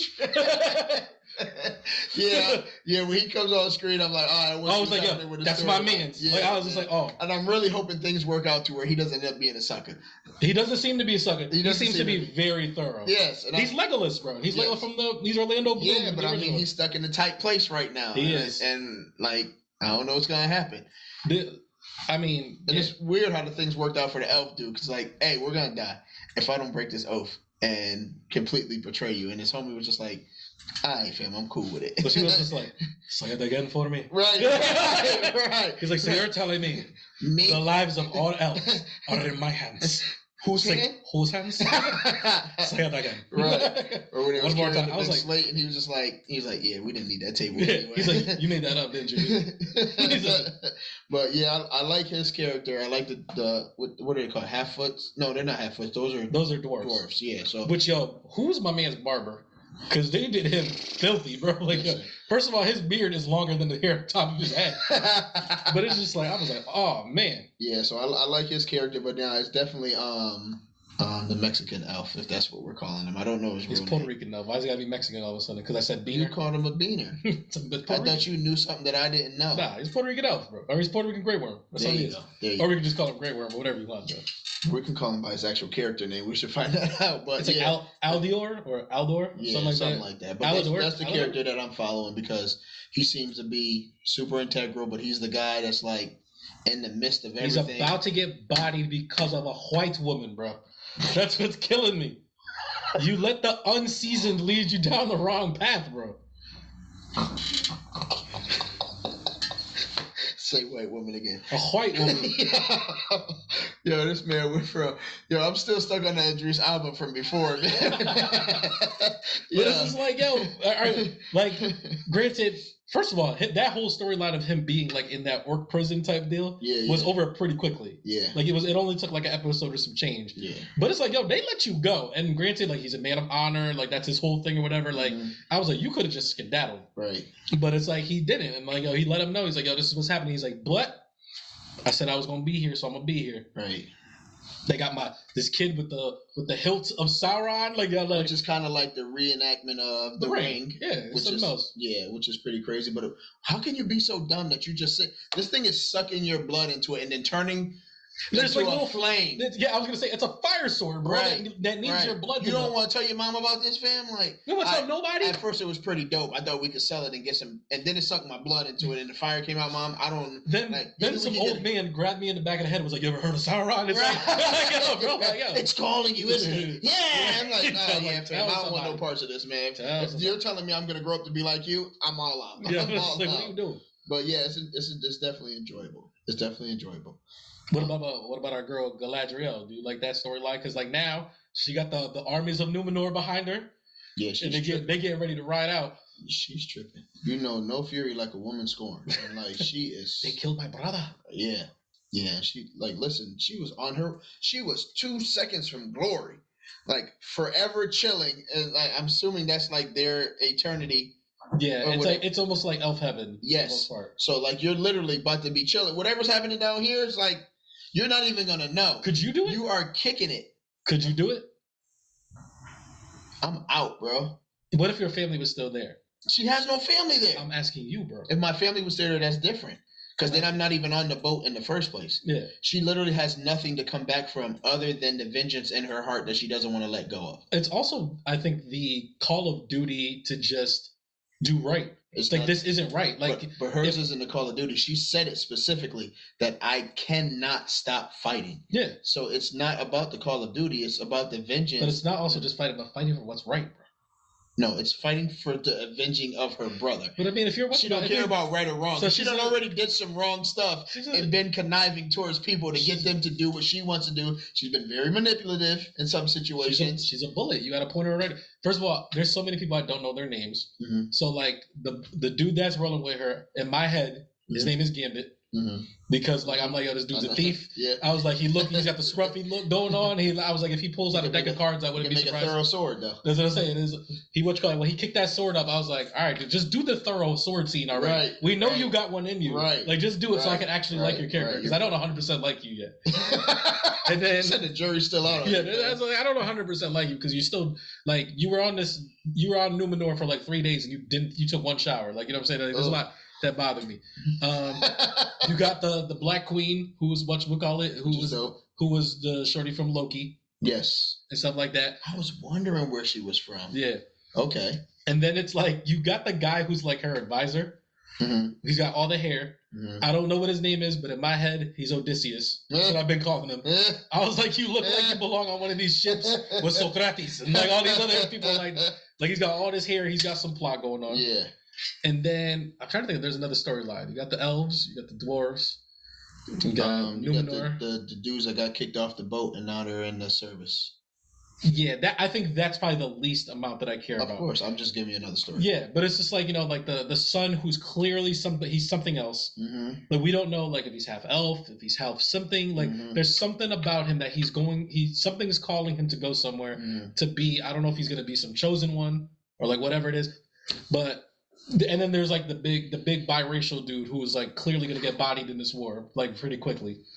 That's gonna be his wake-up call. Listen, man, so that's what I was thinking. I was like, yo, this dude's he should have just stuck to his job and they shouldn't have got kicked off that boat because now he's in the army and this man's definitely gonna get slayed. He's definitely getting I feel like that's what's gonna happen, and then his friend's gonna feel bad, like this is all my fault. And then that's gonna be the thing that propels him. Exactly. Exactly.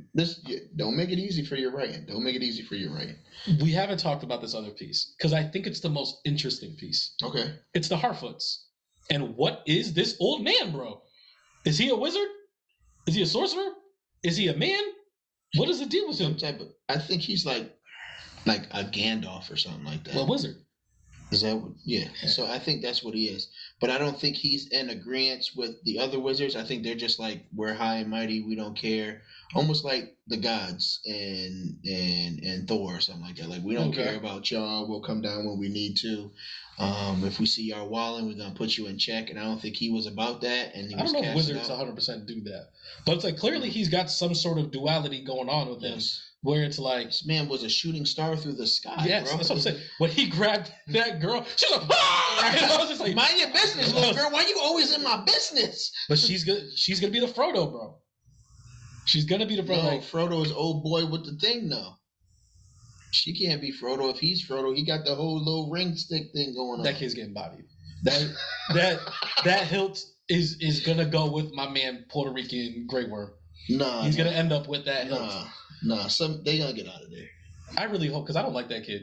I hope that kid gets bodied. Nah, he's annoying. But like, yo, 3 on annoying kids. Yes, the Harfoot girl. Okay. She's going to be very important. This show is setting it up. I don't know what's going to happen. They're going to make me love the fat Harfoot girl. Don't call her. What's her name? Friend number 1.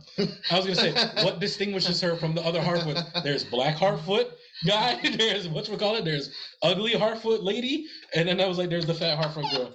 There's busted leg Harfoot guy. I don't know what none of their names are. You can call it a Harfoot friend?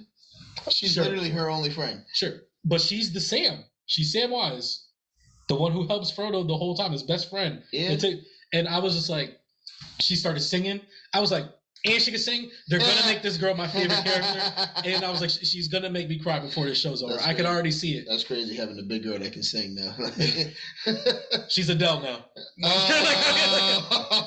But like, yo, they even gave her, I know we're moving a little slow. We got to get through it. But we got timestamps. But like, they gave her sad backstory too, where it's like her family, like all her family got left behind. Mm-hmm. She's riding Dolo. Mm-hmm. She's carrying her cart by herself, but yet she's still rolling with other girl, still helping her with wizard guy. And I was like, this girl is thorough, and she's gonna be thorough, and I'm going to love this character. And she's been telling this girl to shut up and leave this dude alone and stop playing. Like, she's the one with common sense. So what he's helping you push your cart, but if he was never messing with him in the first place, your daddy's foot wouldn't be jacked up. You just said something, and I just got physically angry. Okay.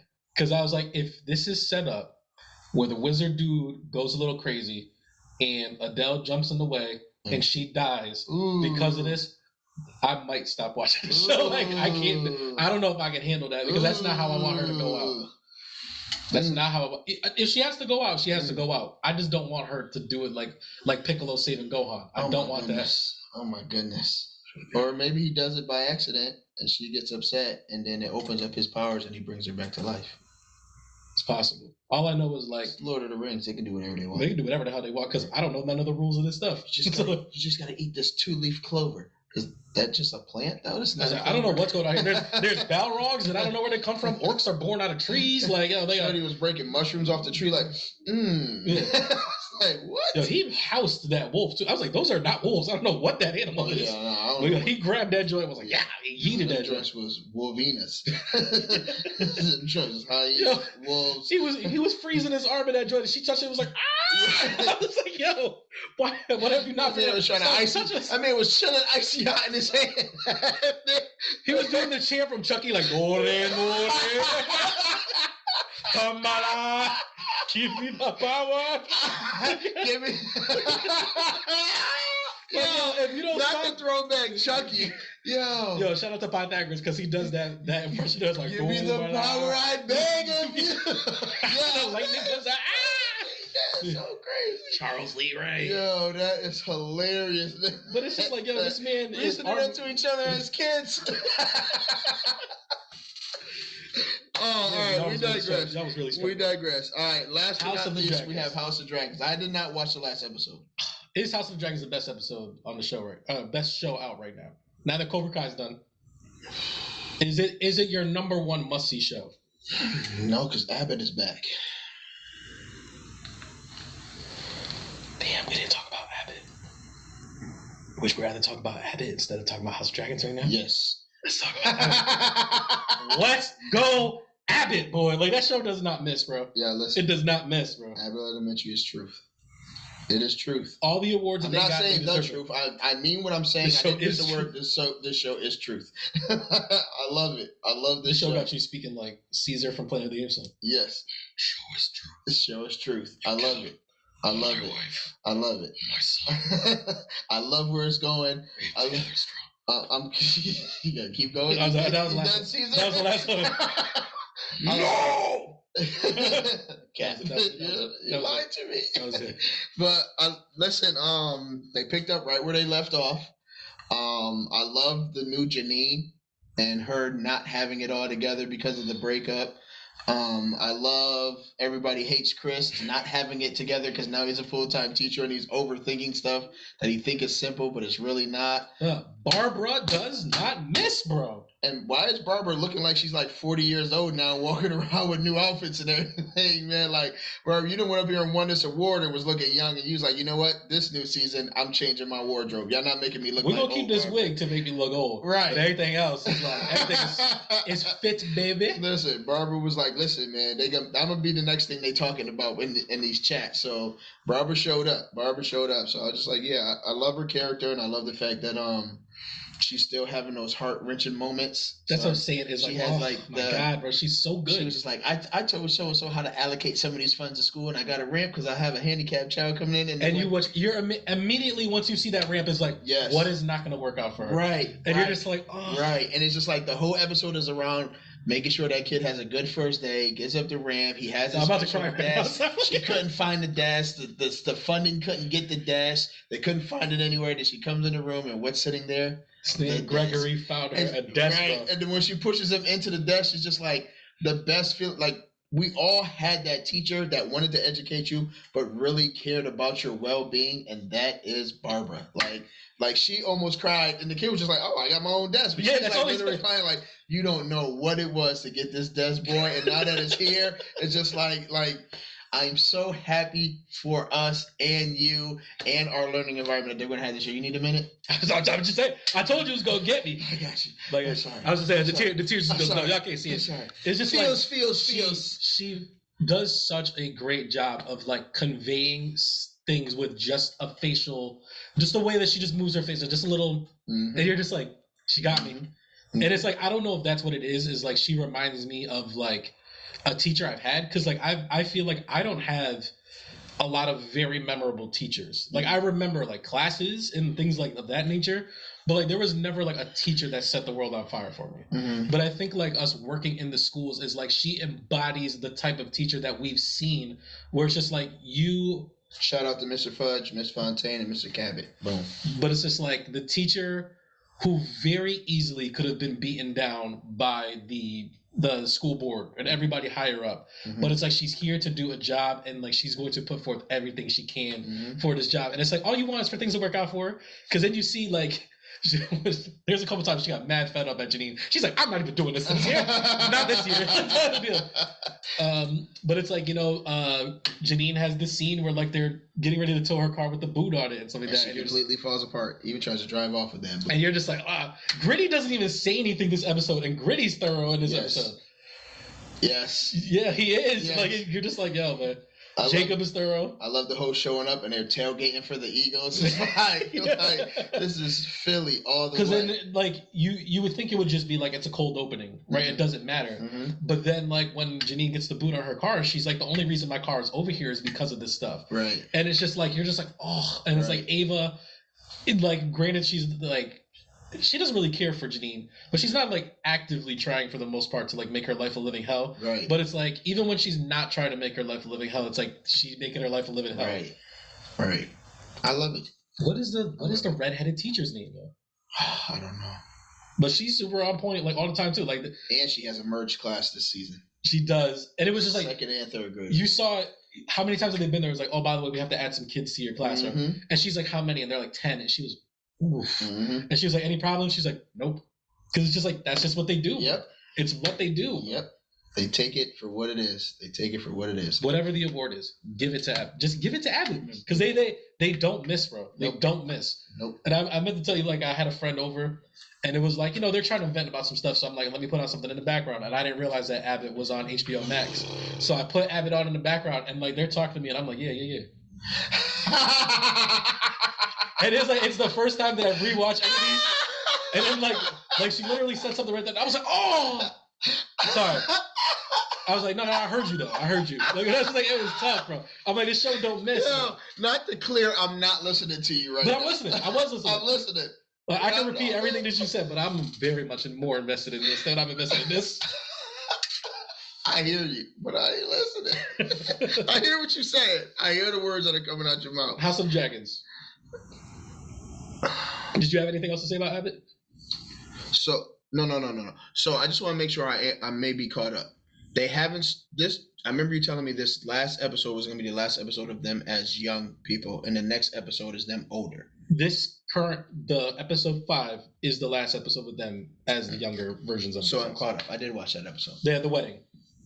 Yes. Okay, so we are all caught up. Yes. A lot of stuff going on in this episode. It is. A lot of things happening here. So like I don't know how you want to go down this list. I feel like it was like a bootleg red wedding, but they still pulled it off. Yeah. Sir Christian Cole, bro. Yeah. Hold it together, man. Please. What are you doing, bro? Please. Like you're supposed to be her first, so she's supposed to be madly in love with you, and here you are going off the deep end. Yo, Rhaenyra though, she is feeling herself like a little too much, but it's at the same time it's like, yo, mm-hmm. I can't hate on you. She's on. I feel like what you call is about to turn into a super duper hater. Damon? No, the queen. Oh yeah, she about to become a super duper hater. Like, all right, so let's kind of start from like where we're at. So Rhaenyra is now getting married to I want to say his name was Lenore or something like that. Yeah, he is of the Valerians. So like they're shout out that there's black Valerians walking around with they. I gotta send you a video. Somebody did a video of like if I was in charge of doing the intro music for the Valerians, and I was like, did they steal this from my mind? Like it is so thorough, and it's like them walking in like with the dope music, and I'm not gonna say the song because I want you to see it like in live action. It to me. I'm gonna watch it right now. And every time I see old boy like the leader dude, I think of the king guy from The Walking Dead.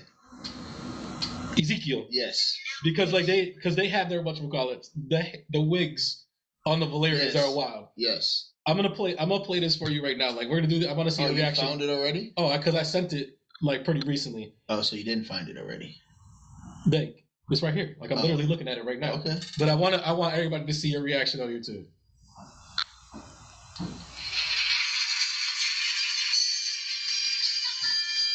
It's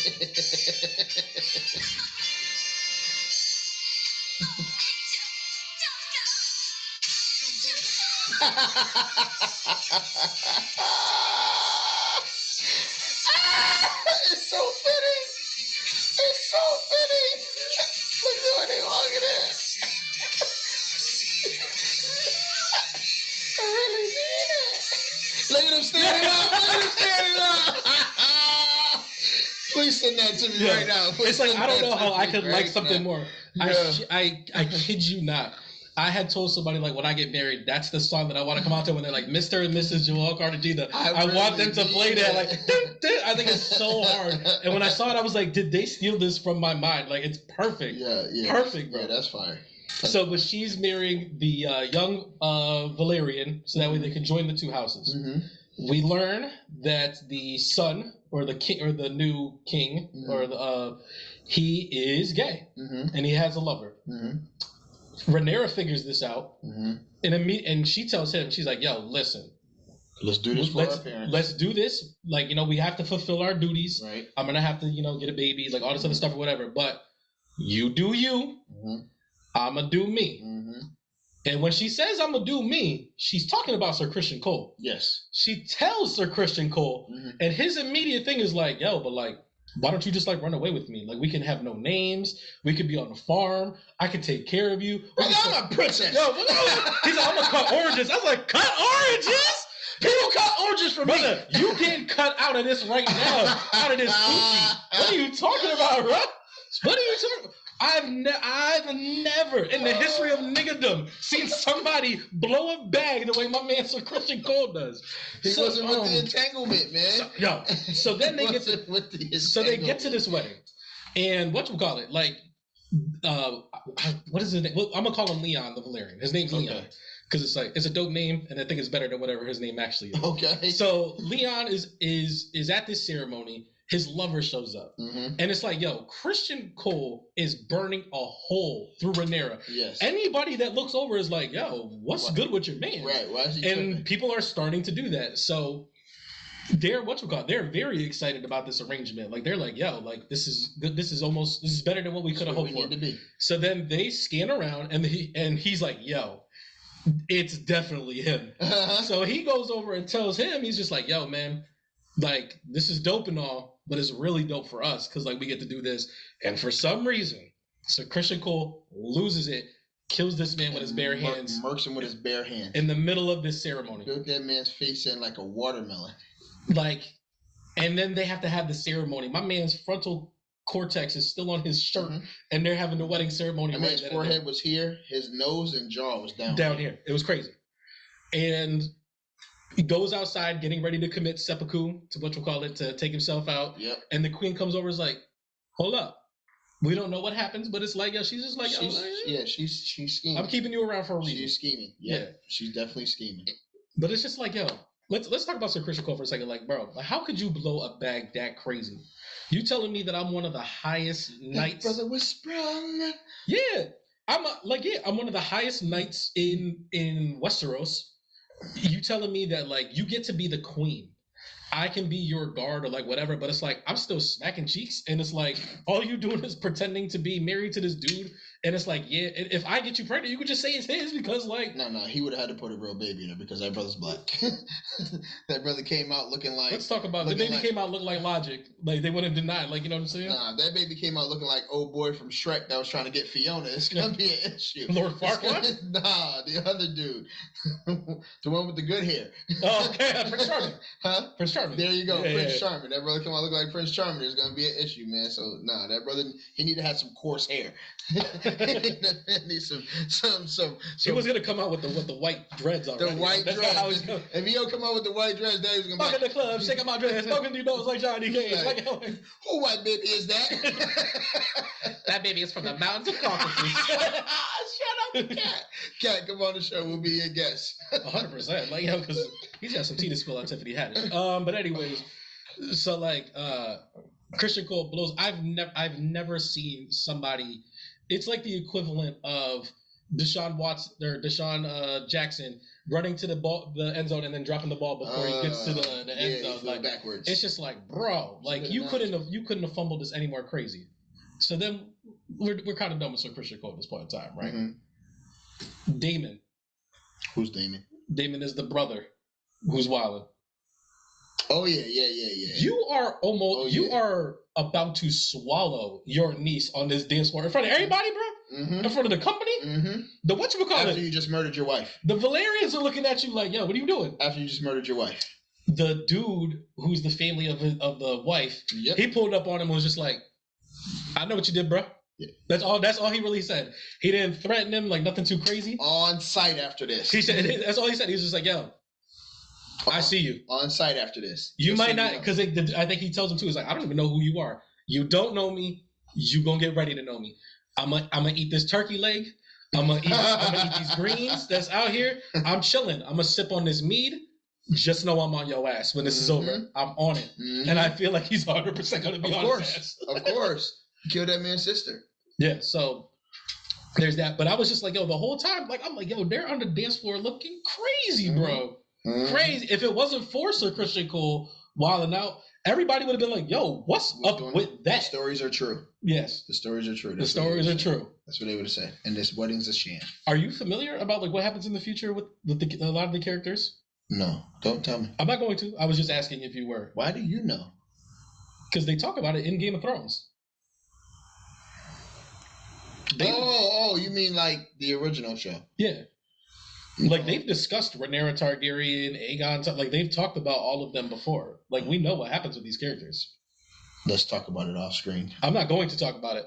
I just want to let you know that like if you're on TikTok and you are talking about it at all, then TikTok's going to start flowing and they're really going to start telling you what happens in these books with these people. Oh no, I'm not. And it's about to be crazy. I don't it's just like this season 1 is already good enough. When we get to the stuff that they're talking about, it's about to be fire. Like they've been talking about how this season has stuck so close to the books that these first 4 episodes aren't even the first chapter of the book, and that they've been sticking that on point to it. Whoa! So it's just like if that's what we in for, like I'm with it. 10 seasons.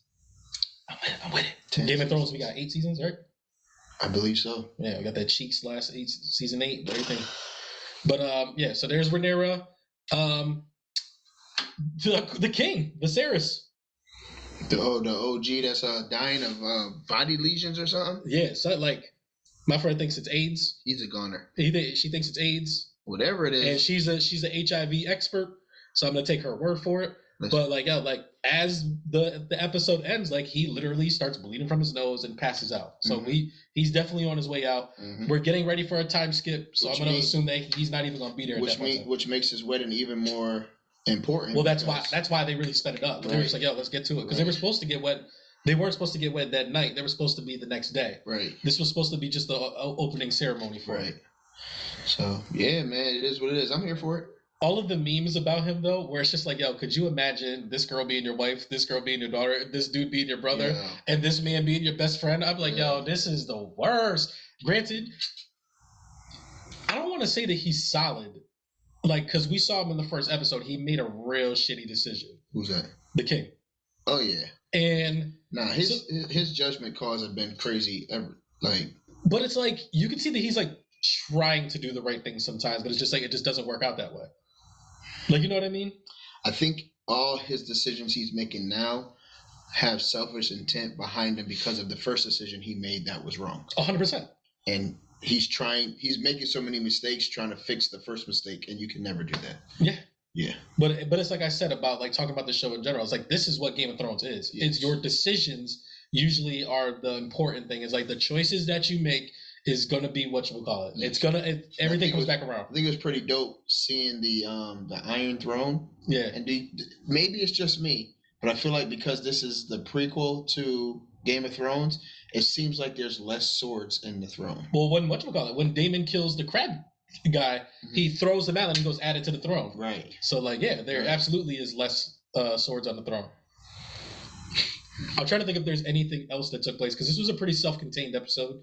for the most part. Like all of our players were in the same place. Yeah, I think that was it. But like now, this next episode, we're getting the adult versions of everybody. I want to say it's like a 5-year skip. Okay. We did get to see the young black girl. She aged up quite a bit in this episode. She was throwing it Damon's way. And whatchamacallit, we're going to see how that goes. But that actress, we're literally only getting her for that one episode. We're getting a whole another actress again for the following episode. Yes. I'm here for it. I want to see where it goes. I have a really hard time debating in myself. I'm like, what's better, House of Dragons or Rings of Power? Like, I think they're both very different, but they're going very House similar. of Dragons. I'm going House of Dragons. Is it because of the Game of Thrones-ness of it and like how much you miss just Game of Thrones? Nope. I just feel like House of Dragons is definitely Lord of the Rings is more kidsy. I can see that. There's a lot more fantasy. Yes, and Lord of the Rings is, House of Dragons. Mature. Yeah. I can see that. And like House of Dragons got to it a lot faster. Yes, they did. Like this, for all the things that are great about Rings of Power, the runtime and like the slow burn is the two things that kill it. Because aside from that, everything is great. That's a lot how the movies were too. 100%. So they're staying. Well, the first movie, I would say that, because like the last two movies are two of the best movies that are out there. Yeah, they was already out they was already at all the actions, and the way the movies rolled right into one another, it helped it out. But it did take a minute to get to that. I think a clear indicator is like how much of the characters of House of Dragons we know their names. Like I say Sir Christian Cole, you know who that is. I say Rhaenyra, you know who that is. Daemon, we know we're getting very familiar with these characters real fast. While Lord of the Rings has such a wide cast, there's so many storylines right now that it's really hard.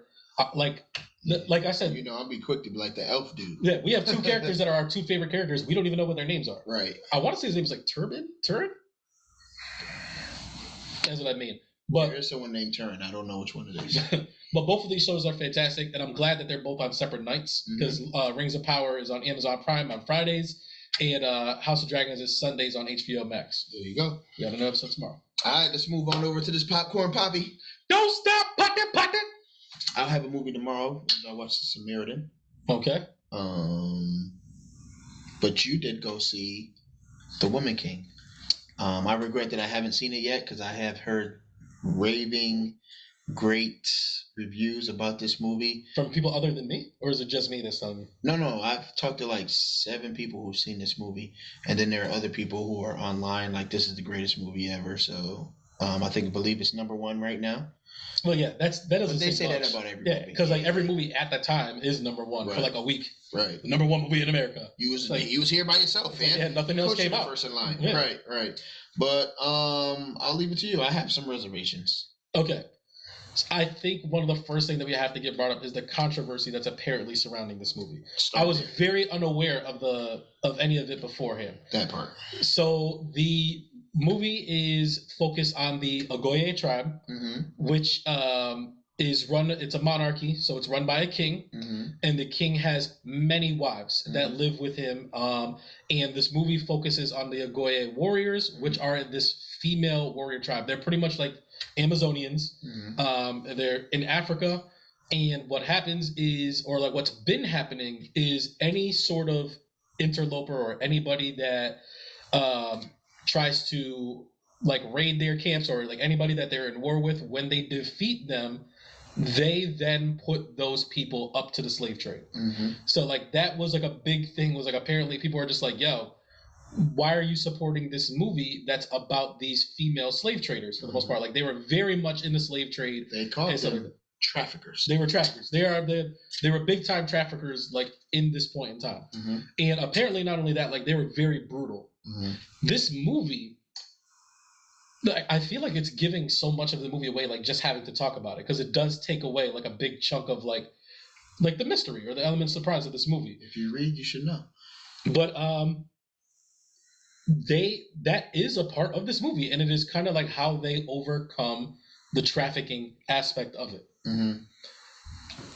I feel like even knowing the information that I know now, you can still go into this movie, and it is a phenomenal movie.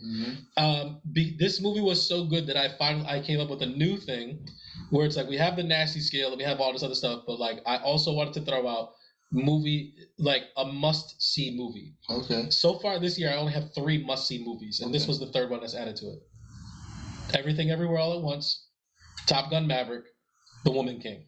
If you're going to the movies and you don't know what movies to see, and either of these movies are in there, I think you have very multicultural top 3. It's a very diverse top 3. Like, you know what I mean? So like, I know that there's a lot out there. I don't know too much about it. Like, I mean, I feel like everybody's just running off a hearsay because like I don't think anybody actually did the research on it. Have you seen a photo of the directors?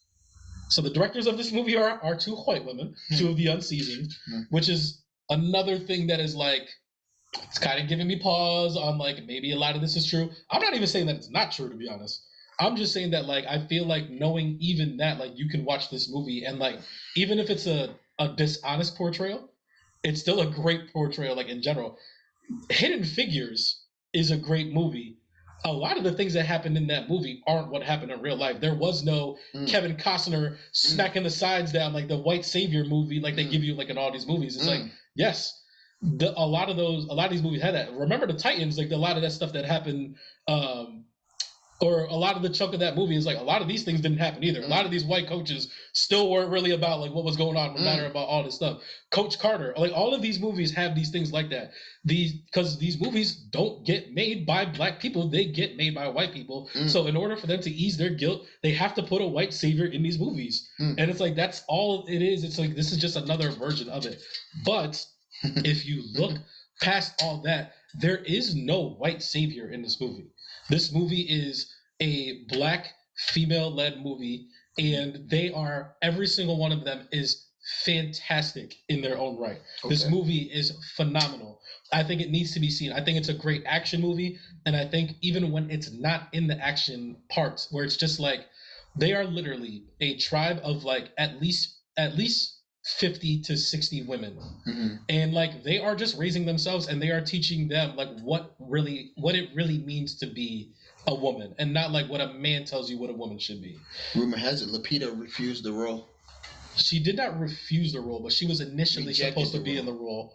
She was initially supposed to be in the role. She ended up going to I want to say she went to Africa. She met with like some of the people from the Ogoye tribe, and like I think that there was like she realized like how brutal that they were, and then like she wound up having like another movie that she was gonna do, and she was just like, you know what, this is a little too much. I think I'm just gonna do this movie. I don't know what that other movie is, but I'll tell you right now, Viola Davis, bro. Oh, whatever the award is, I've been standing here with you. Yo, whatever workout regimen that she's on that Angela Bassett, bro. These women, like the fight scenes are awesome. They're very well choreographed. They even as it goes along, because like at first like they're all trained like the same way, but then like as it goes on, you start to see like some people favor certain weapons or certain fighting styles, and it's like you don't know their names, but it's like, yep, there goes my girl Donatello because she got the staff. There goes my girl Raphael. I knew that's where you were going with this. I knew it. Come on, bro. I knew it. Come on. I knew it. Without fail, I was like, here it comes. Here it comes. That it was going straight to Ninja Turtles? Yes. Yeah. Look, yeah.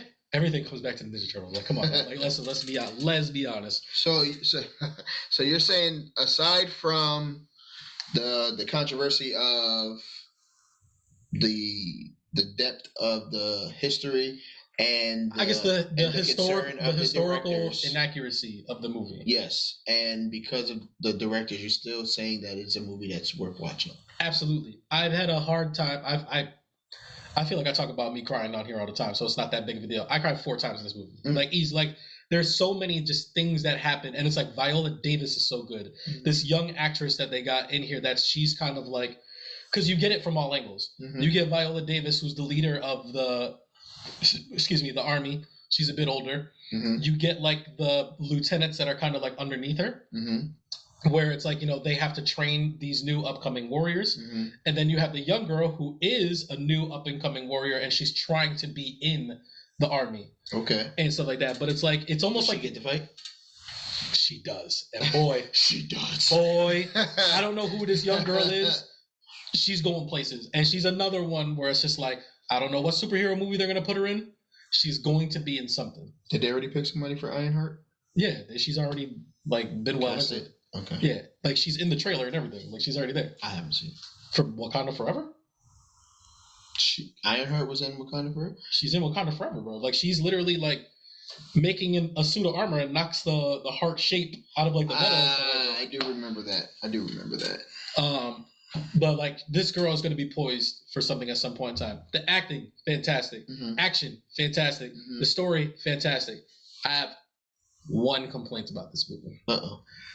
There's a character in here, and literally the second that he shows up on screen, I was like, here it goes. There might not be no white man savior, but there is a light-skinned, long-haired brother savior. And it's just like, you know how that goes.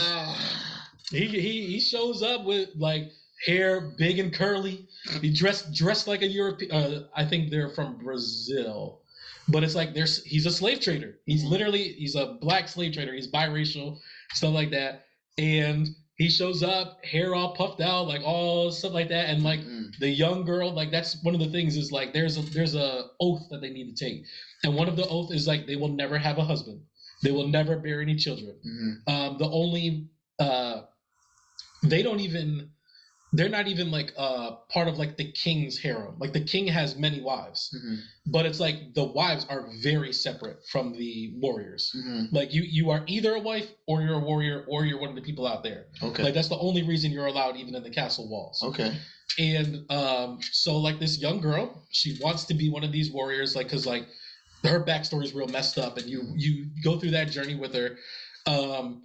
And they're on some sort of mission, and she sees light-skinned brother. And the minute light-skinned brother showed up on screen, I was like, this man gonna mess up this whole movie for me, and he gonna mess up everything. And lo and behold, he sure as hell does. And he's supposed to have like a redemption moment towards the end. And the whole time I was like, you still a sucker.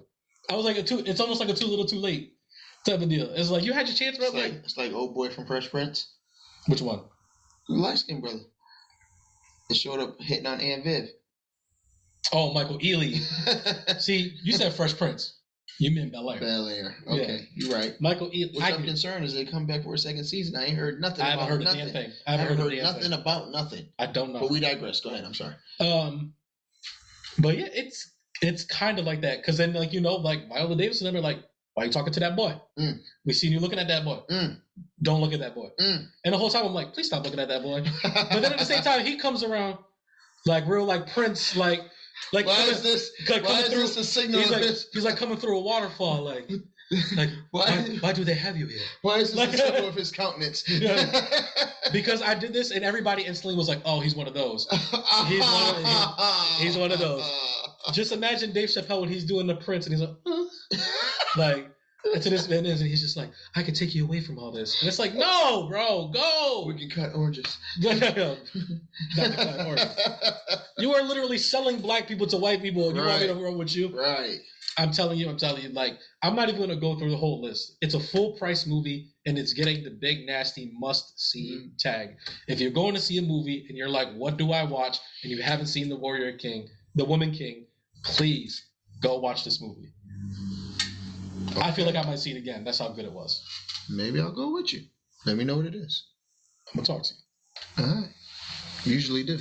All right. Let's get over to the Hardwood Check-in. We got a couple things on here. Skip. It's been so long. Where's basketball? How'd this come out? I think you know what's coming. All right. First things first. Papa freaks on the hundies. Thoughts and prayers. I don't know how to say this, but young phenom Emoni Bates. I believe he plays for Penny Hardaway in Memphis. If Penny Hardaway's still the head coach there. Yes.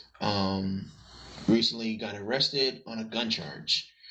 I mean, you could call it thoughts and prayers like if you want to, but it's just like, right? Come on, young brother. Yeah, be better than that. And my thing is like. Young men are going to make mistakes based on their surroundings and their demographics and where they come from and what has been presented to them. So we don't know Emoni Bates' full background, but I just feel like once you get to this point in your life where you're this successful, there should be someone that is helping. There should be someone having these conversations. There should be someone giving him rides because supposedly he was in a car and he was pulled over for some reason. I don't know what it is, but there was I believe so. Driving while black. Probably. But either way, they searched the car and they ended up finding a firearm in the car. Okay. I don't know the extent of like how this is going to affect his career, but in situations like this, you probably lose your scholarship. He's probably not going to be at Memphis anymore. He probably ends up at a JUCO or going overseas to try to keep pursuing G League, to try to keep pursuing his way into the NBA.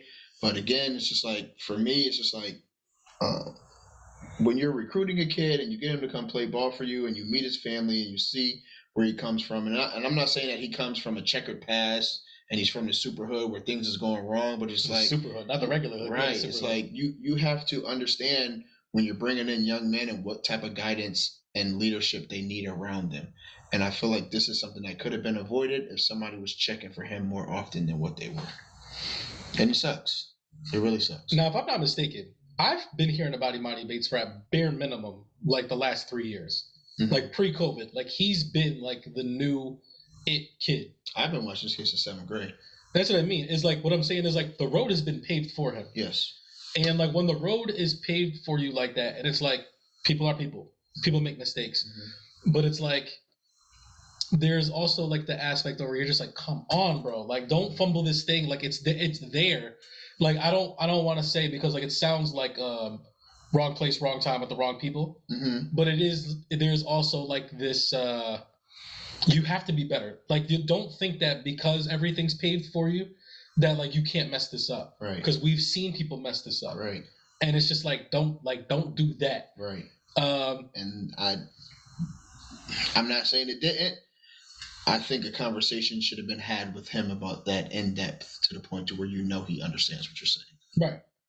And like I really hope that there is going to be a lot of people that kind of run to his side and be like, yo, listen. There will be. This is what we're doing now. Mm-hmm. I know that the NBA just approved like lowering the draft eligibility age from 19 to 18. Really? I believe is he still 16? How old is he? He's not an older kid.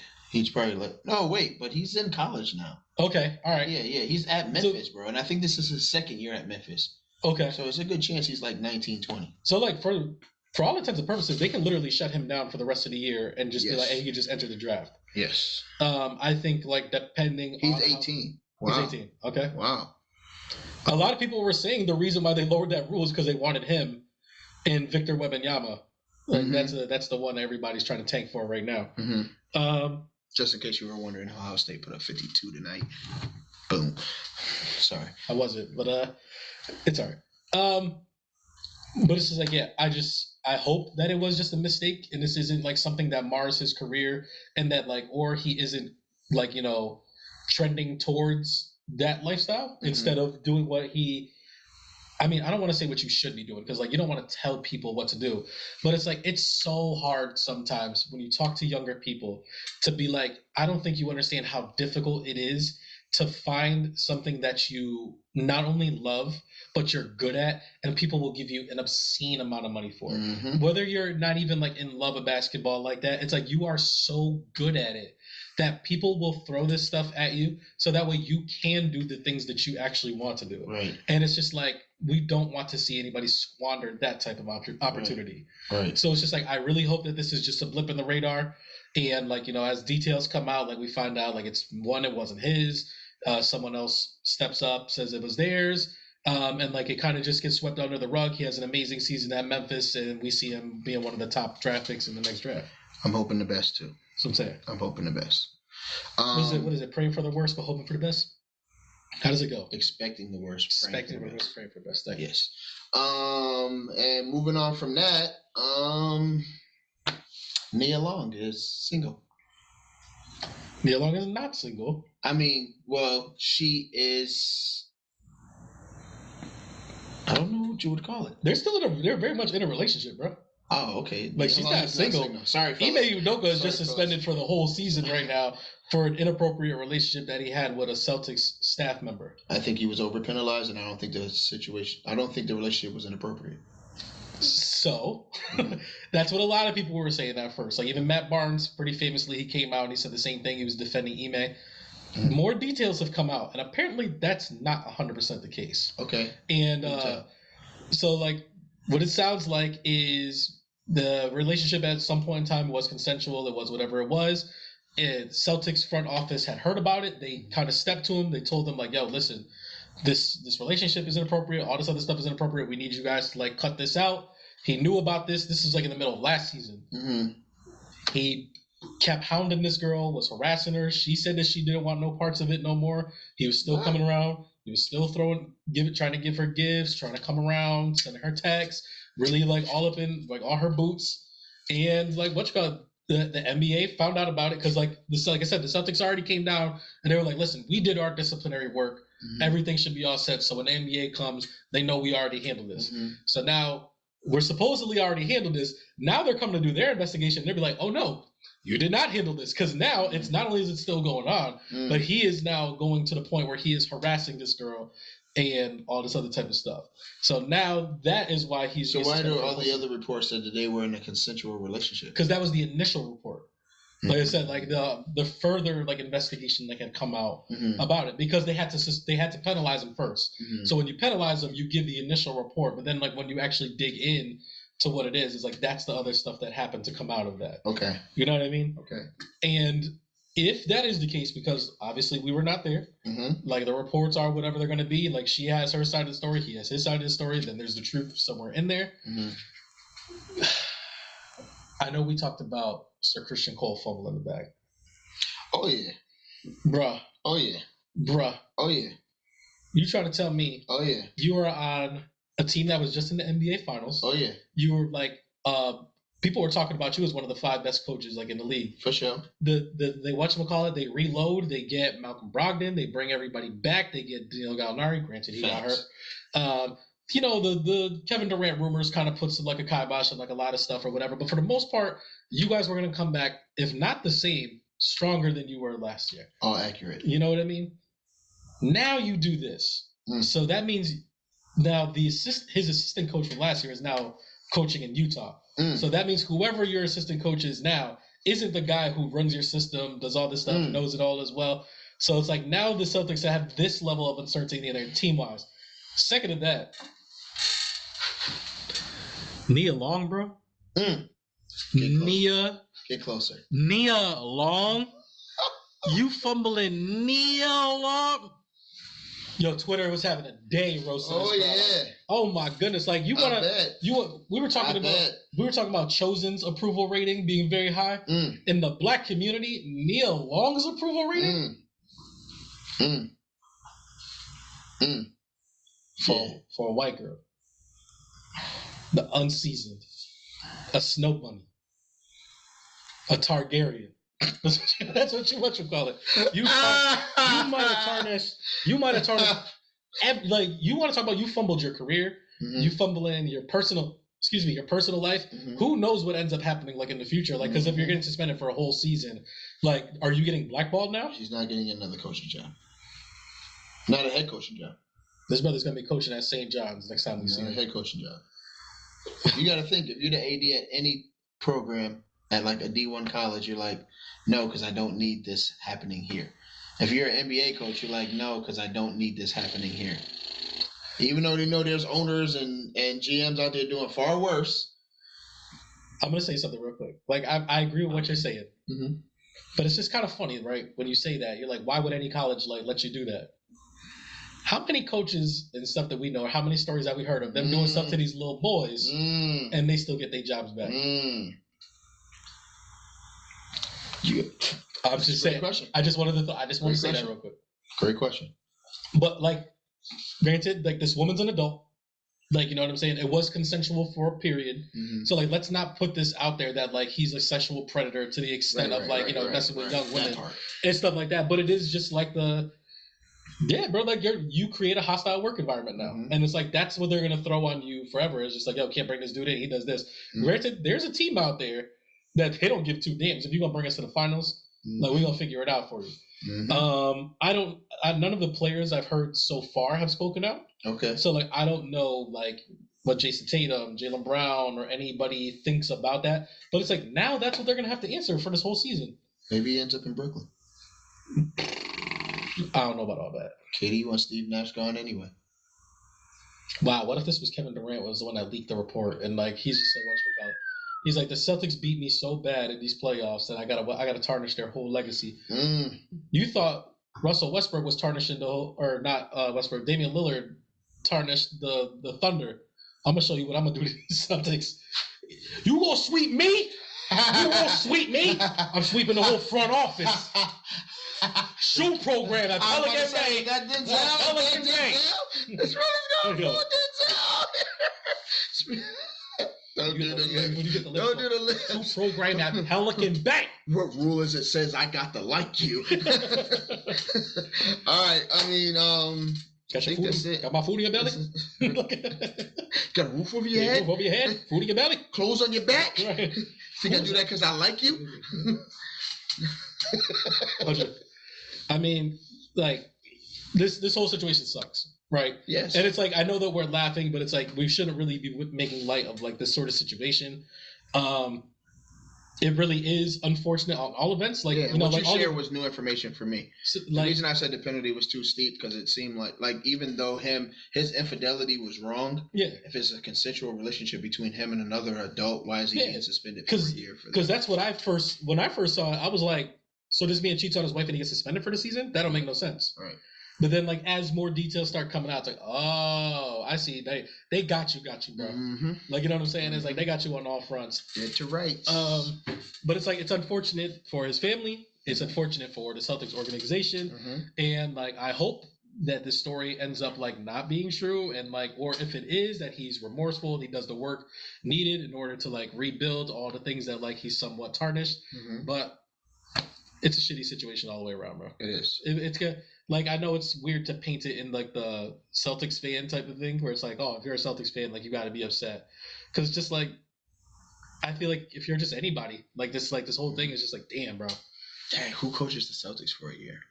I can't remember who the coach is. I want to say Sam Cassell might still be there. So maybe it's Sam Cassell. It's decent. But it's like, this is also just a tough time to be doing this because the season is right around the corner. Yeah, like 2-3 weeks. Yeah, so it's like now they have to try to like figure this out. The things we do. George Carl's waiting. He's like, they'll call me. George Carl? Yeah. Did he pass away? No, George Carl's still alive. He retired like a couple years ago. Don't tell me that George Carl died, bro. I swear I just saw an interview of him talking about Carmelo Anthony somewhere. That's him. He's still alive? Yeah. Right, 71 though. Woo! Yeah, and I know he had a battle with, I think, cancer. What you call it? Yeah. But yeah, like, do we want to talk about the Robert Sarver business or no? I'm not giving him no airtime. Listen, I already talked about the whole Robert Sarver situation episodes ago. Like, we're on 62. I think I talked about him like in the 30s. Yeah. And I was just like, yo, this brother's got to go. Apparently, he's poised right now. The NBA is he's getting ready to sell the team. But he stands to make, at this point in time, $3.2 billion from selling the Phoenix Suns. Where's the punishment? It's like, oh, you don't get to own the team no more. And it's like, where's the punishment? All right. I'm going to secretly invest into another team in another sport and still be an owner somewhere while I'm on my yacht. Because he got suspended for the season too. And initially, he wasn't suspended for the season. He was suspended for a certain amount of time. But then Chris Paul came out and said something. LeBron James came out and said something. And a bunch of players spoke up. And then all of a sudden it was like, you're suspended for the year. And then people kept talking and they were like, well, now you got to sell the team. And it's just like, that just goes to show sometimes it's like, yo, these people, your voice matters. Like, if you let people know, like, the NBA at the end of the day is a money-making business. And if you let them know, like, yo, we will not support or stand by this type of behavior or these type of people, that's how you make change happen. And it's like, it takes the players like a Chris Paul, like a LeBron James to be like, yeah, like, this needs... They have the platform to do so, and like, this is what we mean by like using your platform to like make change happen. Facts. Like, Donald Sterling wasn't the only one, bro. Like, he wasn't the only one, and we all knew that. So still it's like the only one. 100%. So it's like, let them show their faces, let the true selves of them come out. Get them out of here. Who's the coach of the owner of the Washington Commanders? The Snyder. Why are we taking so long to get this brother out of here? And you want to know why?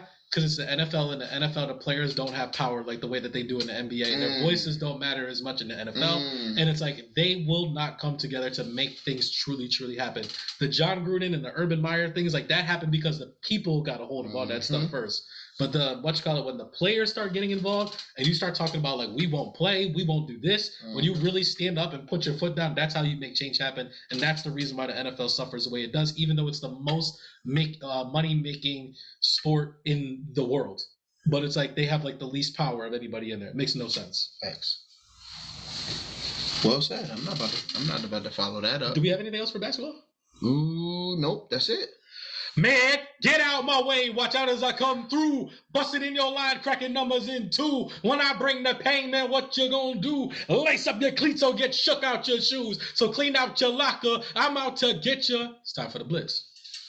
I love it. All right, so week 2 has passed. Week 2 has passed, and we already had our first game of week 3. And we already had the first game of week 3. Who won week 2? That would be you, sir. Oh, we went into Monday night tied. There had 2 Monday night games. Yep. You picked the Buffalo Bills and the Philadelphia Eagles, who both won, which gave you the 9-7 victory. We are now tied 1-1 on our 2-minute drill. That was clutch. It was clutch. That was clutch. And the thing is, like, I wasn't mad about either of those games. Like, I was like, I felt like the Eagles one was the only one where I was just like, because I thought we were going to tie it all the way up. I was like, Vikings versus Eagles. I was like, it's got to be Vikings. Right. And then, like, as it started going on, I was like, oof, these Eagles are smacking these boys. And I was like, I said it. I said Jalen Hurts has arrived. That boy looks like he's arrived, hasn't he? And he was acting a fool on the field too, man. That boy was having so much fun. I was happy for that man. I was happy for that man. And for Eagles fans, y'all go ahead and shout out to yourselves. Happy for you guys. All right. Did I tell you that I'm gonna be in Philly soon at an Eagles game, front and center, prime time? No. I will be there for the week 6 game of the Philadelphia Eagles versus the Dallas Cowboys. I'll be there. Kudos to you, young man. Yeah, man. I'm trying to see your first game. No, I've been to many Dolphins and Patriots games. Oh, okay, got you. Not the most kindest people. Ha! Because you know, when I show up, I'm not wearing no Patriots gear. I'm not wearing no Patriots colors. Why would you? When I'm going to this Eagles games, I'm not wearing Dolphins gear though. I'm supporting them. I see people do random stuff like that. Like they have a team, they're going to the game that's neither their team, but they still wear a team gear. But it's like I always do that too. Like I'll be watching the game and it'll be like the Cardinals versus the Seahawks, and there's a dude there in a Steelers jersey, and I'm like, why? Like like even if you're not gonna wear like a jersey or like the gear, just wear the color scheme, just go neutral. Yeah, but it's like don't like wear your jersey because like he would be the guy. Like I'd be looking around and be like, yo, who the fuck is this guy? No, I'm sorry, I didn't mean to. So I have no dog in this fight. I'm just I'm representing a dog here. And it's just like, all right, bro, like we get it. Especially if your team is losing on another channel. Because I think that's what I'd be doing too. I'm like, woo, Baltimore up 32-0. Couldn't be me. That's hilarious. Like, another touchdown. Unlike in the Steelers game, like that'd be going crazy. So we do have 2 topics on here. We did do our picks already. Yes. I didn't know if you wanted to go through the picks first or if you wanted to get through the topics first. No, we can go through the picks right quick.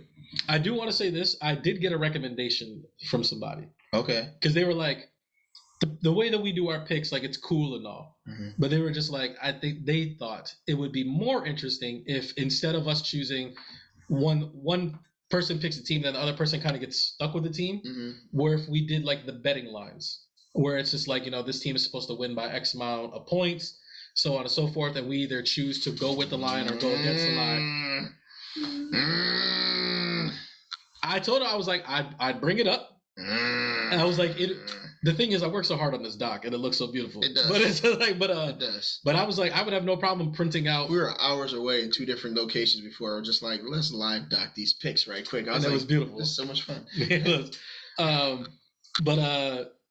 I was like, I don't really have a problem doing that. I don't know if like doing both, like I feel like that's a little much. I do too. And the show already is long as it is. Like I'm looking at the time right now, and I was like, this might be another week we have to push back heavyweight lovers. Oh, man, and like I'm so excited about gaslighting. But that sounds so crazy because it's such a bad thing. But I will just say that we'll put it out there and we'll let it rattle around a little bit. Like if people want to comment and like let us know, like, is that something that they'd rather see, or would they like to see it like as well, where it's like we do like the 2-minute drill, we still do the 2-minute drill, and we'll do like our picks of each game as like who chose the line, or like are we going against the line, so on and so forth. But without further ado, I'll speed through these games. The first game that was already played, it was Steelers versus Browns. You went with the Steelers. I went with the Browns. Browns got the dub. That's already 1 point for me. Bills, Dolphins. Win. I think it's the game of the week, though. I gotta say. It's a good game. You guys are gonna get smacked. Sorry. Bengals, Jets. Win for me. Titans, Raiders. Win for you. How did you let me pick the Raiders? Why do you do that? Because I don't want to pick them because we're already going through Raider woes 0-2, and I But it's the Titans, bro. Like, what team would... man. Like, I gotta say this real quick because B-Miz kind of called me out like on the first episode. Like, I'm just a hater. He called me too. Said I was a hater. He's like, are the Raiders the worst team in the NFL? Like, no. So like, we're not. I will say that, like, it was whacked out Wednesday. It's literally the first week of the season. I will say this: the Patriots didn't look as bad in the second game. Granted, they played the Steelers, and the Steelers, they look awful. Do I still believe that the Patriots are one of these worst teams in the league? Yes. Do I think that they are the worst team in the league? No. Some of these teams look really, really bad, and the Titans are one of them. And I also feel like I didn't say that in the first place because you were like, are there any teams worse? And I brought up the Jags. Which, how good did the Jags look? I think Trevor Lawrence looks like he finally figured it out. It's one game. Sometimes that's all it takes. You only get one shot. Sunshine gonna have to show me more than that. All right. So, but like, I just wanted to say, like, the Titans, bro. Like, granted, they played the Bills, and that's why they got smacked 40-something to 7. But what I'm saying is just like, Tannehill looks like he don't know who he's throwing to. Derrick Henry's only getting like 60 yards a game. Like, their defense is getting lit up all over the place. Like, I feel like if I was a Tennessee Titans fan, I'd be like, wow, we're in for a really rough season. I just need us to get this win. Saints, Panthers. That's me. Ravens, Patriots. That's me. Lions, Vikings. That's a tough one. Eagles, Commanders. That's me. I really believe in these Eagles now. I know last year you weren't saying it, but I felt like the Eagles were one of your favorite teams last year. You were constantly picking them. I was. And now I feel like that team is the Saints. Like, you love you some Saints. Is it the black and silver and then black and gold? Like, look, you're rocking Saints colors right now, bro. It's because they got 2 Ohio State wide receivers over here, man. Okay. All right. So, what do we just say? Eagles, Commanders, Colts, Chiefs. It's a tough one. I'm just kidding. Because if we want to talk about another one of these teams, the Colts, bro, they look awful. They look terrible. Matt Ryan in particular. You know who they are? Who we thought they were. I don't know. I thought Jonathan Taylor was really going to carry this team, and it's like everybody's like, nope. Fam, the NFL is not like the NBA. Like that first year. Well, any given Sunday. Not even that. It's just like that first year. Like, you are going to be able to do things that people don't expect because they're figuring you out. Yeah. But once them film sessions start happening, they start picking up on them tendencies and inconsistencies and ways to get at you. They gonna get at you. Yeah, man. They gonna get at you. That's why I don't know why people keep drafting Christian McCaffrey in that all Caucasian backfield. It's just not having. You happy with that? He's been fine to me. Okay. I mean, if we want to talk about fantasy, we can talk about fantasy at some point in time. He's not. No. All right, but Chiefs versus Colts. Like, come on. No, that's you. There couldn't be a bigger smackdown. And it's like, I feel like Patrick Mahomes saw Josh Allen slinging on Monday. Mm-hmm. He's going to show his ass out. Mm-hmm. Where are we at? Bears, Texans. Yeah, it's me. Chargers, Jaguars. Yeah, that's me. Rams, Cardinals. That's me. Packers, Buccaneers. That's a tough one. Falcons, Seahawks. That's Seahawks. I'll go Seahawks. Broncos, 49ers. Yes, the Broncos. That's me. Have you seen the Broncos these last couple of weeks? Have you seen the Niners these last couple of weeks? Yeah, they just got a dub. They won by like 20 points last game. Who'd they play? They lost to the Bears week 1, and then they just played. Oh my God! Well, I mean, I could just check the sheet. Just look at the doc. 49ers played the Seahawks. Okay. Who did the Broncos lose to? The Seahawks. Yeah, so let's think about that. Just say it. Any given Sunday. And then the last game, Cowboys-Giants. I'm gonna have to go Giants on that one, man. Because the Cubs. I'm gonna let you know right now. I don't know though. That young boy in Dallas look like he's trying to take Dak's job. Look like he's trying to take Dak's job, man. Look like he's trying to take Dak's job, man. I mean, he is looking like he's trying to take Dak's job because he's just trying to hold on to a job. That brother is Mitch Trubisky, and like you just haven't figured it out yet. Okay. Film ain't out on him yet, so you still have a good first season. Want to say, every single one of those picks that like you weren't sure about, you were just like, it's in the air. Like you didn't give me none of them except for that Chiefs one. You were like, yeah, that was yours. Like, yo, you were such a hater, bro. Like it's not even funny, yo. Like you just said, you couldn't just be like, oh man, like yeah, that was you. You were like, could go either way. Toss up. Because you make the greatest picks of all time. You literally won by 2. Yo, listen. I've been smacking you for the past 2 seasons. You win by 2, and now you think that you raise Adamas. I don't know what you're talking about, man. I don't know what you're talking about. Those picks look pretty solid on my end, though. You said that last week. You literally said on here, you were like, bro, I'm about to put out numbers on you, bro. I'm going crazy this week. I won last week. By 2. You didn't go crazy. I put up enough numbers to win. That would be like in your... Like if you were playing 2K My Player and you were just like, yo, I'm about to go wild on you, and you drop like an 8-8, but your team won by 2. You'd be like, oh, I told you he was gonna get that dub. All them 8 counted. I told you I was gonna get that dub. You didn't say you were gonna win. You said that you was gonna do something crazy to me, and you didn't, and you shot 40% from the field. But go ahead. That ain't bad. You have 4 fouls. You're a big man. You shouldn't be shooting like that. Oh, so you said I'm Rudy Gobert? Nah, Rudy Gobert, make sure you don't score though. I don't know if you saw that list, that's the Bleacher Report. I said it back. That joint was whack. I sent you the thumbs down. That joint was so whack. He was what? He was ranked like what, number 4? They put him at 4. We did it together, and you clearly picked 6 guys ahead of Rudy Gobert. It's still top 10. That was my point. He wasn't. When we were done, he was at 11. That's because you picked like Mitchell Robinson and guys like that. They're not that good, bro. I don't know what you're talking about. You did. Run the tape back. He was at 11. Go ahead. He was at 11. Please run that tape back. And I want to point those people that were in there. It was like you were just saying stuff, and you literally said at one point in time, I'm going to make sure there's 10 guys that's above him, regardless of if I'm right or not. You said that. Rudy Gobert, where's he in Dallas now, right? He's in Minnesota. In Minnesota. With Cat. Yeah, Cat's going to be carrying. With Anthony Edwards. Carrying. Go ahead. What you got? What's next? We got one more topic, and that's Herm Edwards. Okay. R.I.P. the legend. Don't do that. He's not dead. R.I.P. the legend's career, I guess. Yeah, don't do that, bro. What? Sorry. My There's somebody that was listening right now. Was like, wait, Herm Edwards died? You're right. I apologize. Herm Edwards' career is dying. Yes. So like you told me he has a bunch of haters around. You told me something real quick, and I was like, because I didn't know. I was like, I don't know what happened with Herm Edwards, and then you started talking. I was like, wait a minute. I did see something about this. Brother got fired mid end zone. Yes. Like most people, you're coaching bad. He coaches at Arizona. Okay. They call you in the office. Hey, things aren't working out. We're deciding to go separate ways. We're gonna let you go. Pay out the rest of your contract. I wish you the best.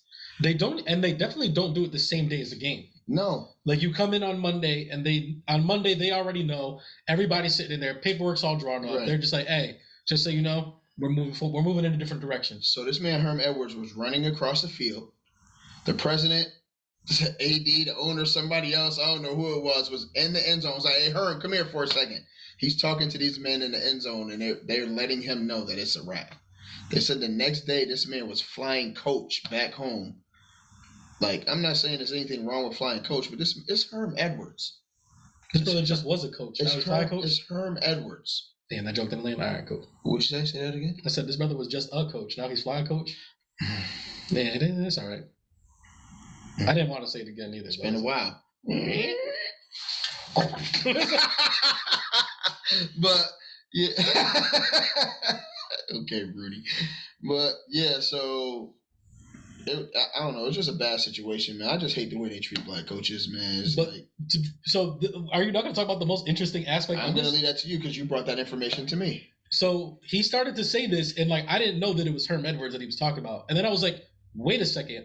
I heard something even crazier about this, and I wanted to double check, did some fact checking. The coaches on Herm Edwards' staff leaked information about their game plan to the opposing team, so that way he would get smacked and that way he would get fired because they wanted him fired that bad. Now, I have not read into why they want him fired so bad, or like what the deal is with that. Herm Edwards was very beloved at ESPN, like when he was there. Yes. He was also the coach of the Jets at one point in time. No, the Colts. Oh, the Jets and the Colts. Yep. So like, no. Was it the coach? That's Tony Dungy, I think. That's Tony Dungy. He coached the Buccaneers. And he coached the Buccaneers before John Gruden went over there and won the ring? I think so. Or was that also Tony Dungy? No, Tony Dungy was always the Colts guy. Yeah, so Herm Edwards was with the Bucs, I believe. Yeah, and then I think he went to the Jets after that. Yes, and then this man went over there and won a ring with Herm Edwards' team, and everybody was like, he's great. After he was playing his old team that he freaking knew how people was twitching when they was about to sneeze. Like, everybody, forget it. I'm sorry, I'm just dredging up old trauma. So like, what the hell? Yeah. Like, literally, his coaches performed a mutiny. Yeah. Like, in the middle of a game. Yeah. And cost that man his job. Yep. How is there not an investigation on this? Like, how is this not like a... You trying to tell me, like, of all the violations that the NCAA has, where they, are constantly putting a lot of sanctions on these kids, making them pay fines when they don't have no money, making them do, like, they can't sell this, they can't do that. But you're telling me grown men that are getting paid hundreds of thousands of dollars can come together, give information to the other team, literally, insider trading, like they can do that and get a man fired, and like that's okay. I feel like there's a lawyer somewhere. Herm Edwards got to come up. Herm Edwards got to get a bag for this, bro. I feel like people only do stuff like that when they're given the green light to do so. That's not a hostile work environment. Yes, for sure. And it's like, sure, you're 100% right, because these guys did not act on their own. Nope. They felt some sort of way. Yep. They probably went to the higher ups. Yep. Said the same thing. The higher ups were like, "Listen, like we can't let them go if we don't got a reason to. Yep. If you guys can figure out a reason to get them out of here, well, yeah, we got your back." And that's 100% it was. We need to get them out of there. I've seen some rumors floating around. They're saying that is Herm Edwards done? Some people have said that he's already been linked to go join up with Deion Sanders over there. And Herm Edwards is known for being a defensive coach. Yeah, defensive. That's pretty dope. He's also been a very I remember him being like the lead by example type of guy. So like when people watch the Lions Hard Knocks and they're like, "Oh, Dan Campbell is a lead by example." Like he wouldn't ask the players to do something that he wouldn't do. Like he does the up downs with them. He does the push ups. Herm Edwards was one of the first people I remember doing that, right? Like, he would be in the gym before the players got there. And he would be on the treadmill, already doing his miles. And then, he would be doing all the other type of stuff. So you're telling me that if you're bringing that type of guy to the collegiate players to be like, yo, not only do I talk the talk, I walk the walk, I think that's it's nothing but a dub. Also, I'm loving that Jackson State. Yes. Jackson State is turning into Wakanda for black coaches. Like, go, keep it going. Keep it going. I hope they keep churning them out in these HBCUs. Just keep gobbling up all this talent. I love it. I love to see NFL talent, to bring us from the ground up. I'm with it. Well, I hope the best for you, Herm. Hope you land on your feet. And if it's at Jackson State, more power to you and Deion. Whatever lawyer is out there, get that man the bag, bro. Because it's crazy, bro. Right. Could you imagine if the Patriots staff got Bill Belichick fired? It feels better just moving on, because I'm pretty sure if they fire you, they have to pay out your contract, don't they? For the most part, yeah. Yeah, so unless you violated your contract he didn't violate his contract. He lost games. Yeah, he didn't violate. I've never seen a coach's contract that's like you got to win 6 games or something like that. I think it's gonna be funny for them haters that got him fired. Whenever the new coach comes in, he brings all his own. Yeah, they all get swapped right out. Like, what do you need me to do? You can collect all these footballs and put them over there and just find a door. Which lockers were your guys? Which offices were there? Why would I want to keep you around? You could be great at your job, but I'm still not going to want to keep you around because I saw the way you just did the last coach. Yeah, you ain't about to Benedict Arnold B, bro. Right, for real. Crazy. Deuces. Well, where are we at next? Do you have a cultural gem? I do not. Do you have a raisinette? I do not. Did you have anything for hometown? Home cooking? Home cooking. Nope. I feel like we're literally 1 minute from midnight. So I know that this episode's running a little long as it is. I know it's been 4 See weeks. what we do for y'all. See what we do for It's y'all. been 4 weeks since we did the last heavyweight lovers. Yes. Um, So how about this? Next episode, we make sure we not so because it's usually Insomnia hour. So yeah, because we're watching a lot of good TV, bro. So maybe we settle down there. That way we can get heavyweight lovers in. No, we can just do heavyweight lovers first. Ooh, that's why you are here. That's why you are here. I thought I was the talent, but all right. That's why you are here. That was a talented decision. It was. See that? All right, so Not just beauty. Coming at you next. We're gonna start with heavyweight lovers first, which again is gonna be brought to you by Joey Crack himself. I feel like you've been very okay with us skipping heavyweight lovers because like if I have to do that means you get to wait doing your heavyweight lovers too. Nah, I was gonna say if the time frame fits, we could probably throw another heavyweight lovers. You're gonna double header heavyweight lovers. I'm gonna sandwich the episode of heavyweight lovers. Get a heavyweight sandwich. We'll see. All right. Get a loaf of love. Whoa! A loaf of love. I'm just hungry and tired. That's all it is. Like, I haven't eaten all day. A loaf of love. Yo, we ending on that one. You got anything you want to say? You got to say goodbye? You want to say? Episode 63 on the way. Hey, a loaf of love.